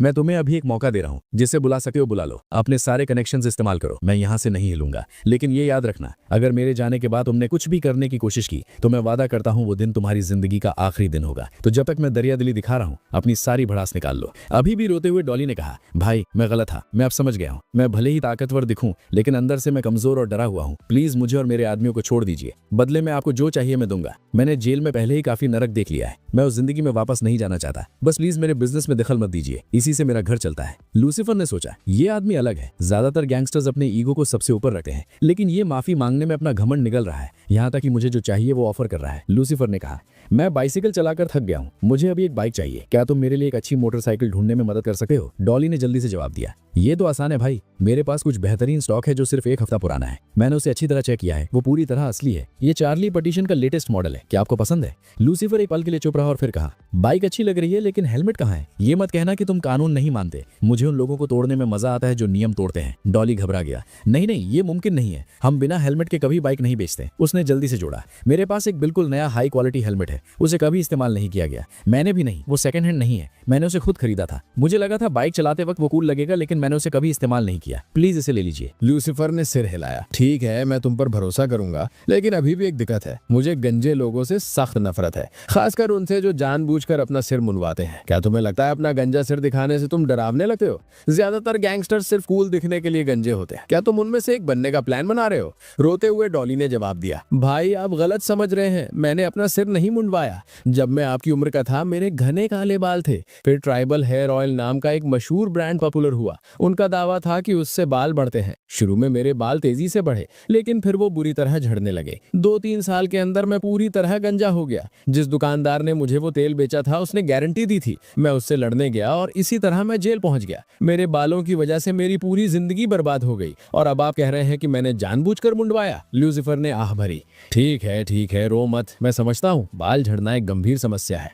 लूसीफर डॉली की मोटरसाइकिल पर सवार होकर चला गया। सड़क पर वो सुनमे से टकरा गया। उसने ब्रेक मारे और उसके सामने रुक गया। सुनमे चिल्लाई, तुम हो कौन? अपनी बाइक अभी हटाओ, इससे पहले कि मैं चिल्लाऊं। मैंने तुम जैसे बहुत से लफंगे देखे हैं जो रोज लड़कियों को परेशान करते हैं। मुझे कमजोर लड़की समझने की गलती मत करना। लूसीफर ने शांति से जवाब दिया, मुझे पता है तुम स्ट्रांग हो, लेकिन मैं भी कोई सड़क छाप लफंगा नहीं हूँ। सुनमे सदमे में जम गई। लूसीफर, तुम्हें ये बाइक कहाँ से मिली? लूसीफर ने उसे हेलमेट दिया और कहा, इसे पहन लो, मैं तुम्हें इलाके की एक छोटी सी राइड दूंगा। सुनमे ने जवाब दिया, मुझे नहीं घूमना, मैंने यहाँ सब कुछ पहले ही देख लिया है। लूसीफर ने इशारा किया और पूछा, तुम्हें ये ब्रोच कहाँ से मिला? ये सच में बहुत खूबसूरत है। सुनमे ने तेवर दिखाए। तुम कहाँ देख रहे हो? लूसीफर ने जोर दिया, बस मुझे बताओ तुम्हें ये कहाँ से मिला? उसने जवाब दिया, मेरी मॉम के फ्रेंड ने मुझे दिया था जब हम साथ में डिनर कर रहे थे। वो लगभग 2 दिन पहले की बात है। ये ज्यादा महंगा नहीं दिखता, लेकिन ये सच में क्यूट है, इसलिए मैंने इसे पहनने का फैसला किया। लूसीफर ने सोचा, उसे और उसकी माँ को एहसास नहीं है कि वो ब्रोच असल में क्या है। वो एक स्पेशल गुची पीस है जिसकी कीमत एक आम आदमी की महीने की सैलरी के बराबर है। लूसीफर ने कहा, अगर तुम मेरे साथ राइड पर नहीं जाना चाहती तो कोई बात नहीं, लेकिन मैं तुम्हारे लिए कुछ लाया हूँ। उसने खाने का एक पैक डिब्बा निकाला और उसे दे दिया। सुनमे ने पूछा, लूसीफर ये क्या है? लूसीफर मुस्कुराया, तुम्हें पक्का पसंद आएगा। उसके जाने के बाद सुनमे ने सोचा, लूसीफर ने इसे अपने सीने से लगा कर रखा था ताकि बंस ठंडे ना हो जाएं। वो बाहर से चाहे कितना भी सख्त दिखे, अंदर से वो बहुत नर्म दिल है। सीन सोल पर शिफ्ट होता है। लीना के घर पर हम लीना को अपना परिचय देने की प्रैक्टिस करते हुए देखते हैं। लीना ने मन ही मन सोचा, अगर मैं सिर्फ हाय कहूं तो वो बहुत कैजुअल लगेगा। मुझे कहना चाहिए, हेलो एवरीवन, मेरा नाम लीना है, आप सबसे मिलकर मुझे बहुत खुशी हुई। हाँ, ये एक अच्छा इंट्रोडक्शन लग रहा है। कमरे के बाहर से लीना को प्रैक्टिस करते हुए देखते हुए ल्यूफांग ने कहा, मॉम, लीना क्या कर रही है? क्या आप सच में उसे सपोर्ट कर रही है? क्या वो सच में बिना किसी ठोस वजह के जिंगलिंग सिटी पढ़ने जाने का प्लान बना रही है? ल्यूफांग की मां ने जवाब दिया, ये तुम्हारी बहन का फैसला है, हम उसे रोक नहीं सकते। उस लड़के द्वारा हमारे परिवार को बचाने के बाद से तुम्हारी बहन एक दिन भी नहीं सोई है। उसने ठान ली है कि वो उसे ढूंढ कर रहेगी, चाहे कुछ भी हो जाए। और सच कहूं तो उस लड़के ने हमारे परिवार पर जो एहसान किया वो बहुत बड़ा था। अगर वो वहां ना होता तो शायद हम में से कोई जिंदा ना बचता। तो मैं लीना को कैसे रोक सकती हूँ? उसे जो करना है करने दो। सीन सनमे पर शिफ्ट होता है जो अपने पिता के ऑफिस से बाहर आ रही है। उसने कहा, डैड आप अभी भी काम कर रहे हैं? प्रिंसिपल सन ने जवाब दिया, मुझे अफसोस है कि तुम्हें रोज मेरे लिए खाना लाना पड़ता है, लेकिन तुम जानती हो कि न्यू ईयर के आसपास मैं काम में बहुत बिजी हो जाता हूँ। मिड टर्म के बाद मैं पूरी तरह फ्री हो जाऊंगा, तुम्हें मेरे लिए खाना नहीं लाना पड़ेगा। सनमे ने कहा, प्लीज पहले खा लीजिए डैड, आपको बहुत भूख लगी होगी। वैसे भी घर यहाँ से ज्यादा दूर नहीं है, काउच पर बैठकर खाइए, मैं आपकी कुर्सी पर बैठूंगी और देखूंगी कि टीचर होना कैसा लगता है। प्रिंसिपल सन हंसे और कहा, ठीक है। फिर उन्होंने खाना शुरू किया। इस बीच सनमे क्लास लिस्ट चेक करने लगी। उसने नोटिस किया कि ग्रेड 6 में वो और लूसीफर एक ही क्लास में थे। उसने सोचा, ये तो बहुत अच्छा है, लूसीफर मेरी क्लास में है। और भी अच्छी बात यह है कि डैड ने खुद उसे वहां रखा है। सीन स्कूल पर शिफ्ट होता है। सारे स्टूडेंट्स अलविदा कह रहे थे। ये साल सच में बहुत अच्छा था। हम नए साल के पहले दिन फिर मिलेंगे। उम्मीद है हम अगली बार फिर से सेम क्लास में होंगे। सीन सनमे के घर पर शिफ्ट होता है। प्रिंसिपल सन ने कहा, लूसीफर तुमने इस बार क्लास में बहुत अच्छा किया, मुझे उम्मीद है तुम अगले सेमेस्टर में भी इतना ही अच्छा परफॉर्म करोगे।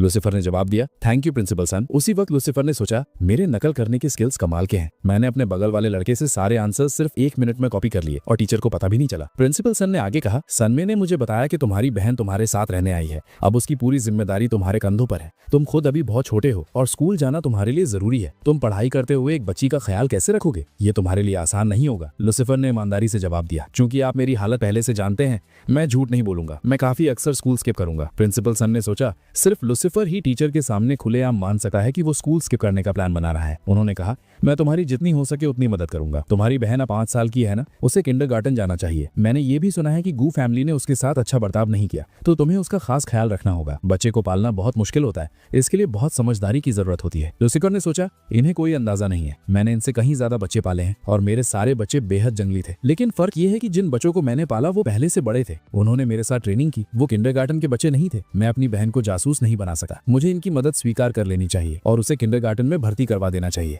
उस तरह मेरे पास ज्यादा फ्री टाइम होगा। और फायरफ्लाई के बाद मुझे अभी भी बहुत से लोगों को बचाना है। तभी किसी ने दरवाजा खटखटाया। प्रिंसिपल सन ने कहा, सन में जाकर दरवाजा खोलो, तुम्हारी मॉम घर आ गई हैं। दरवाजा खोलते हुए सन में ने पूछा, मॉम आपका दिन कैसा था? उसकी माँ ने जवाब दिया, बहुत अच्छा था। प्रिंसिपल सन ने कहा, लूसीफर इनसे मिलो, ये तुम्हारी आंट यान है। लूसीफर ने विनम्रता से कहा, हेलो आंट यान, आप कैसी हैं? प्रिंसिपल सन ने जोड़ा, यान ये मेरा स्टूडेंट है लूसीफर, जिसके बारे में मैंने तुम्हें बताया था। आंट यान मुस्कुराई, तो तुम लूसीफर हो? मैंने तुम्हारे बारे में बहुत सुना है। मैं जाकर हाथ धोती हूँ और सबके लिए खाना बनाती हूँ। तुम सब बैठो और बातें करो। अगला सीन फ्राइडे का है, नए सेमेस्टर की शुरुआत। लूसीफर ने सोचा, मेरा नया सेमेस्टर शुरू हो गया है और ये फ्रेया को नए स्कूल में भर्ती कराने का सही वक्त है। किंडरगार्टन गेट पर बच्चे रो रहे थे और चिल्ला रहे थे, प्लीज हमें बचाओ, इन राक्षसों ने हमें स्कूल में बंद कर दिया है। हमारे पेरेंट्स हमें यहाँ छोड़कर घर चले गए।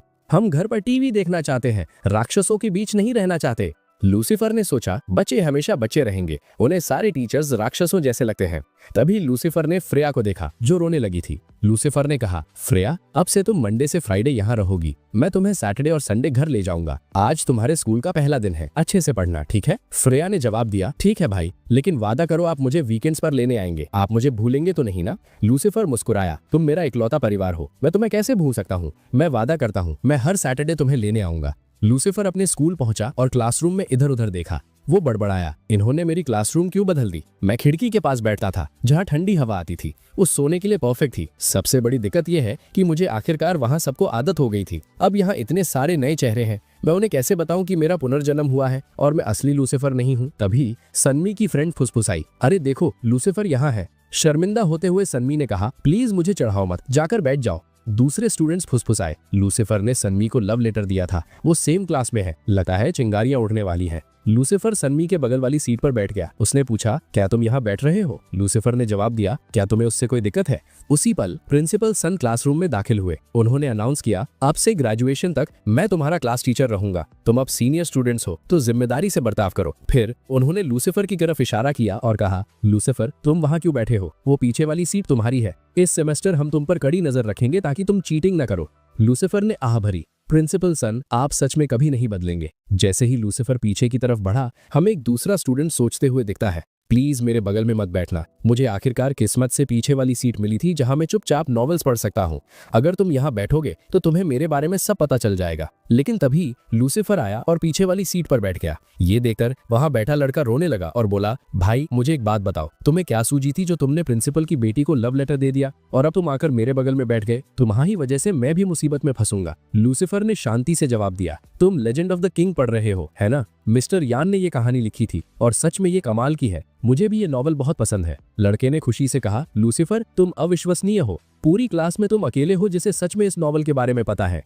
फिर हमें पता चलता है कि उस लड़के का नाम लू किंग है। स्कूल के बाद लूसीफर फ्रेया को लेने पहुंचा। टीचर ने कहा, बच्चों भागो मत, धीरे चलो। जैसे ही फ्रेया ने लूसीफर को देखा वो रोने लगी। फ्रेया ने कहा, भाई मैं सच में डर गई थी। लूसीफर ने पूछा, तुम रो क्यों रही हो फ्रेया? क्या किसी ने तुम्हें अंदर परेशान किया? फ्रेया ने जवाब दिया, नहीं भाई, मुझे डर था कि आप मुझे लेने नहीं आएंगे। लूसीफर ने प्यार से कहा, तुम इतनी चिंता क्यों करती हो? तुम अभी सिर्फ 5 साल की हो। अपने भाई के साथ आओ, मैं तुम्हें किसी अच्छी जगह खाना खिलाने ले चलता हूँ। फ्रेया ने पूछा, क्या हम सन्मे दीदी के घर जा रहे हैं? लूसीफर हैरान था, तुम्हें कैसे पता? फ्रेया मुस्कुराई और बोली, सन्मे दीदी आपको बहुत पसंद करती हैं, मैंने नोटिस किया। लूसीफर हंसा, तुम बस एक छोटी बच्ची हो, तुम ये सब कैसे नोटिस करती हो? लूसीफर स्कूल गेट पर पहुंचा जहां सन्मे इंतजार कर रही थी। सन्मे ने कहा, आखिरकार तुम वापस आ गए। लूसीफर लू किंग की तरफ मुड़ा और कहा, अपनी बाइसिकल उधार देने के लिए शुक्रिया। हैरान होकर लूकिंग ने पूछा, लूसीफर क्या ये तुम्हारी छोटी बहन है? फिर उसने फ्रेया को चॉकलेट दी और कहा, ये लो, ये तुम्हारे लिए है। मैं तुम्हारे भाई का क्लासमेट हूँ, तुम मुझे भी भाई बुला सकती हो। फ्रेया ने परमिशन के लिए लूसीफर की तरफ देखा। लूसीफर ने सिर हिलाया और कहा, तुम ले सकती हो फ्रेया। फ्रेया मुस्कुराई। थैंक यू भाई। लूकिंग ने कहा, लूसीफर तुम्हारी छोटी बहन कितनी क्यूट है। अगर मुझे पता होता कि छोटी बहनें इतनी प्यारी होती हैं तो मैंने भी अपने डैड से एक मांगी होती, लेकिन अब ये नामुमकिन है। मेरे डैड ने जवानी में शादी नहीं की क्योंकि वो पैसे कमाने में बिजी थे। उन्होंने 38 में शादी की और मैं तब पैदा हुआ जब वो 40 के थे।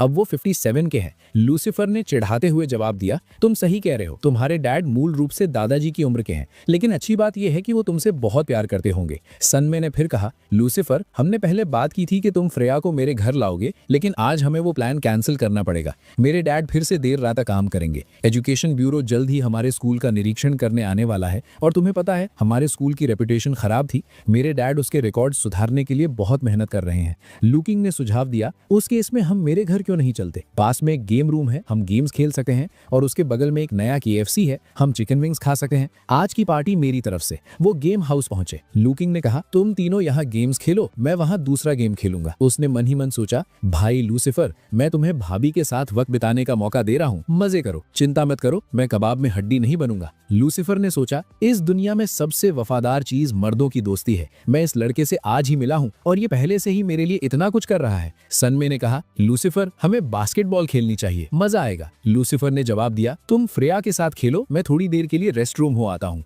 उसी पल जिया अपने आदमियों के साथ गेम रूम में दाखिल हुआ। उनमें से एक ने कहा, ब्रदर जिया, आज आपने काफी पी ली है। जिया हंसा, आज मजे करने का दिन है। मैं उस सड़े हुए अस्पताल में इतने दिन फंसा रहा, मेरा मूड पूरी तरह खराब हो गया था, लेकिन आज सुबह आखिरकार मुझे डिस्चार्ज मिल गया, तो आज हम ठीक से जश्न मनाएंगे। अचानक उसके एक आदमी ने इशारा किया और कहा, ब्रदर जिया वहां देखिए। जिया ने देखा और सनमे को देखा। वो मुस्कुराया, लगता है आज का दिन और भी बेहतर हो गया, हमारे पास मजे करने के लिए बहुत वक्त है। उसके आदमियों ने फ्रेया और सनमे को घेर लिया। फ्रेया चिल्लाई, भाई प्लीज हमें बचाने आइए। तभी लूसीफर आ गया। लूसीफर ने ठंडेपन से कहा, जिया तुम इतनी जल्दी अस्पताल से वापस आ गए? चिढ़कर जिया भड़का, किसकी हिम्मत हुई मुझे टोकने की? देख नहीं सकते मैं अपनी गर्लफ्रेंड के साथ वक्त बिता रहा हूँ? लेकिन जैसे ही उसने लूसीफर को देखा वो डर के मारे जम गया। उसका एक आदमी चिल्लाया, बच्चे दफा हो जा, ब्रदर जिया अपनी गर्लफ्रेंड के साथ है, तू होता कौन है बीच में आने वाला? अगर तूने कुछ करने की हिम्मत की तो ब्रदर जिया तुझे मार डालेंगे। अचानक ल्यूकिंग आगे बढ़ा, मेरे दोस्त को मारने की बात करने की हिम्मत किसकी हुई? लूसीफर डरना मत, मुझे पता है ऐसे लोगों से कैसे निपटना है। इन लोगों को लगता है तुम कमजोर हो, इसलिए ये तुम्हें बुली करने आए हैं। देखो मैं इन्हें कैसे भगाता हूँ। वो चिल्लाया,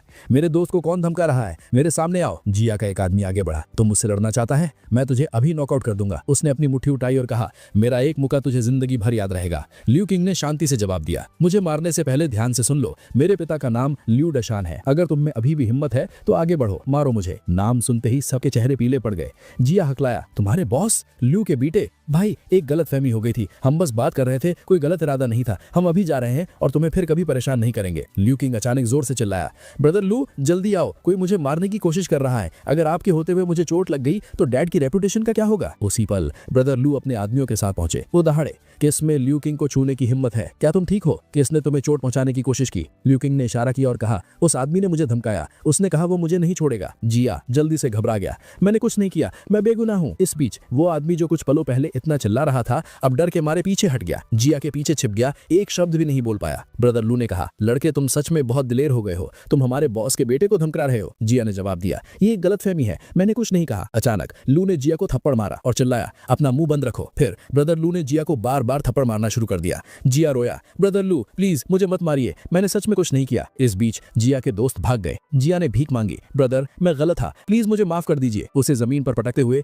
ब्रदर लू ने कहा, हरामखोर तुम माफी के लायक नहीं हो। जिया ने गिड़गिड़ाया, ब्रदर मैं बस एक स्टूडेंट हूँ, प्लीज मुझे इतना मत मारिए। लूसीफर ने मन ही मन सोचा, गैंगस्टर सच में क्रूर होते हैं, इस लड़के को देखकर मुझे अपनी पास्ट लाइफ याद आ रही है। ब्रदर लू ने पूछा, ल्यूकिंग तुम्हें क्या लगता है हमें इसके साथ क्या करना चाहिए? ल्यूकिंग ने जवाब दिया, ब्रदर उसे जाने दो। ब्रदर लू ने हुक्म दिया, यहाँ से अभी दफा हो जाओ। फिर ब्रदर लू ल्यूकिंग की तरफ मुड़े और बोले, मैंने उन्हें भगा दिया है, मैं भी जा रहा हूँ, अगर तुम्हें कभी किसी चीज की जरूरत हो तो बस मुझे कॉल कर देना। ल्यूकिंग ने जवाब दिया, थैंक यू ब्रदर। पीछे मुड़ते हुए ल्यूकिंग ने जोड़ा, ओ मैं तुम्हें बताना भूल गया, इस गेम रूम के मालिक मेरे डैड है। लूसीफर ने हैरानी से कहा, तो तुम न सिर्फ अमीर हो बल्कि तुम एक माफिया प्रिंस भी हो? ल्यूकिंग हंसा, प्रिंस तुम बड़ा चढ़ाकर बोल रहे हो, मैं आमतौर पर अपने डैड के लोगों से बात नहीं करता, लेकिन अगर कोई मुझे बुली करता है तो मैं उन्हें बुलाने पर मजबूर हो जाता हूँ। अगर फ्यूचर में कोई तुम्हें बुली करे तो बस मुझे बता देना। लूसीफर ने जवाब दिया, थैंक यू। लूसीफर ने मनी मन सोचा, पूछा। मैंने कभी नहीं सोचा था कि ल्यू किंग ल्यू दशान का बेटा हो सकता है। ल्यू किंग ने पूछा, ब्रो क्या तुम्हें भूख लगी है? चलो KFC चलते हैं। ल्यूसीफर को अपनी पास्ट लाइफ याद आई। ल्यू दशान एक बहुत मशहूर आदमी था। उसने मजदूर के तौर पर शुरुआत की, कड़ी मेहनत की, फिर अपनी गैंग बनाई और बहुत ताकतवर बन गया। लेकिन ये हमेशा नहीं चला। उसके दुश्मनों की वजह से उसका नाम जल्दी मिट गया। मेरी राय में ल्यू फैमिली के अच्छे दिन सिर्फ 1 या 2 साल और चलेंगे, उसके बाद एक बहुत खतरनाक वक्त आएगा। लेकिन ल्यू किंग एक अच्छा इंसान लगता है, जमीन से जुड़ा हुआ और जिससे बात करना आसान है। वो शायद फ्यूचर में गैंगस्टर नहीं बनेगा। आगे हम सुनमय को घर लौटते हुए देखते हैं, दरवाजा खटखटाते हुए। सुनमय ने आवाज दी, डैड दरवाजा खोलिए। 10 मिनट इंतजार करने के बाद भी कोई नहीं खोलता। सुनमय ने चिंता से कहा, ये अजीब है, डैड को अब तक वापस आ जाना चाहिए था, वो कहाँ हो सकते हैं? ल्यूसीफर ने कहा, सुनमय मुझे तुमसे कुछ पूछना है।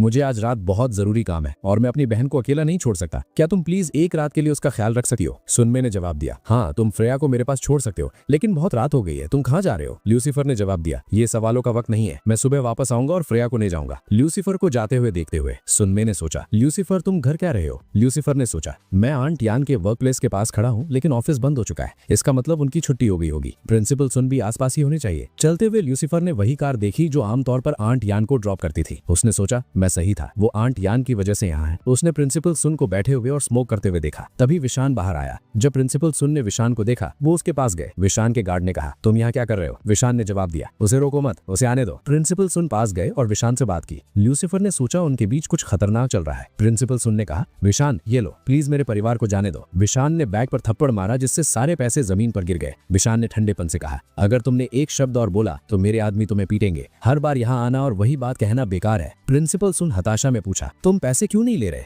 क्या तुम्हें यही नहीं चाहिए? लेकिन विशान बिना जवाब दिए चला गया। प्रिंसिपल सुन वहाँ बैठे सोचते रहे, मैं कुछ नहीं कर सकता, मैं बहुत कमजोर हूँ। तभी आंट यान आई और पूछा, सुन तुम यहाँ क्या कर रहे हो? प्रिंसिपल सुन खड़े हुए और गुस्से में कहा, देखो तुमने आज क्या किया है, तुम्हारी हरकतों की वजह से हम सब भुगत रहे हैं। आंट यान ने शांति से जवाब दिया, अगर तुम मुझसे नफरत करना चाहते हो तो ठीक है, लेकिन अभी के लिए चलो घर चलते हैं। प्रिंसिपल सुन ने कहा, मेरी जिंदगी पहले ही बर्बाद हो चुकी है, मुझे नहीं पता अब क्या करूं। आंट यान ने धीरे से कहा, सुन मैं जानती हूँ मैं गलत थी, मेरी गलती की वजह से सब परेशान है, लेकिन अभी के लिए प्लीज घर चलो। वो दोनों साथ चले गए। ल्यूसीफर ने सोचा, मुझे पता था उनका रिश्ता सिर्फ ऊपर से अच्छा दिखता था,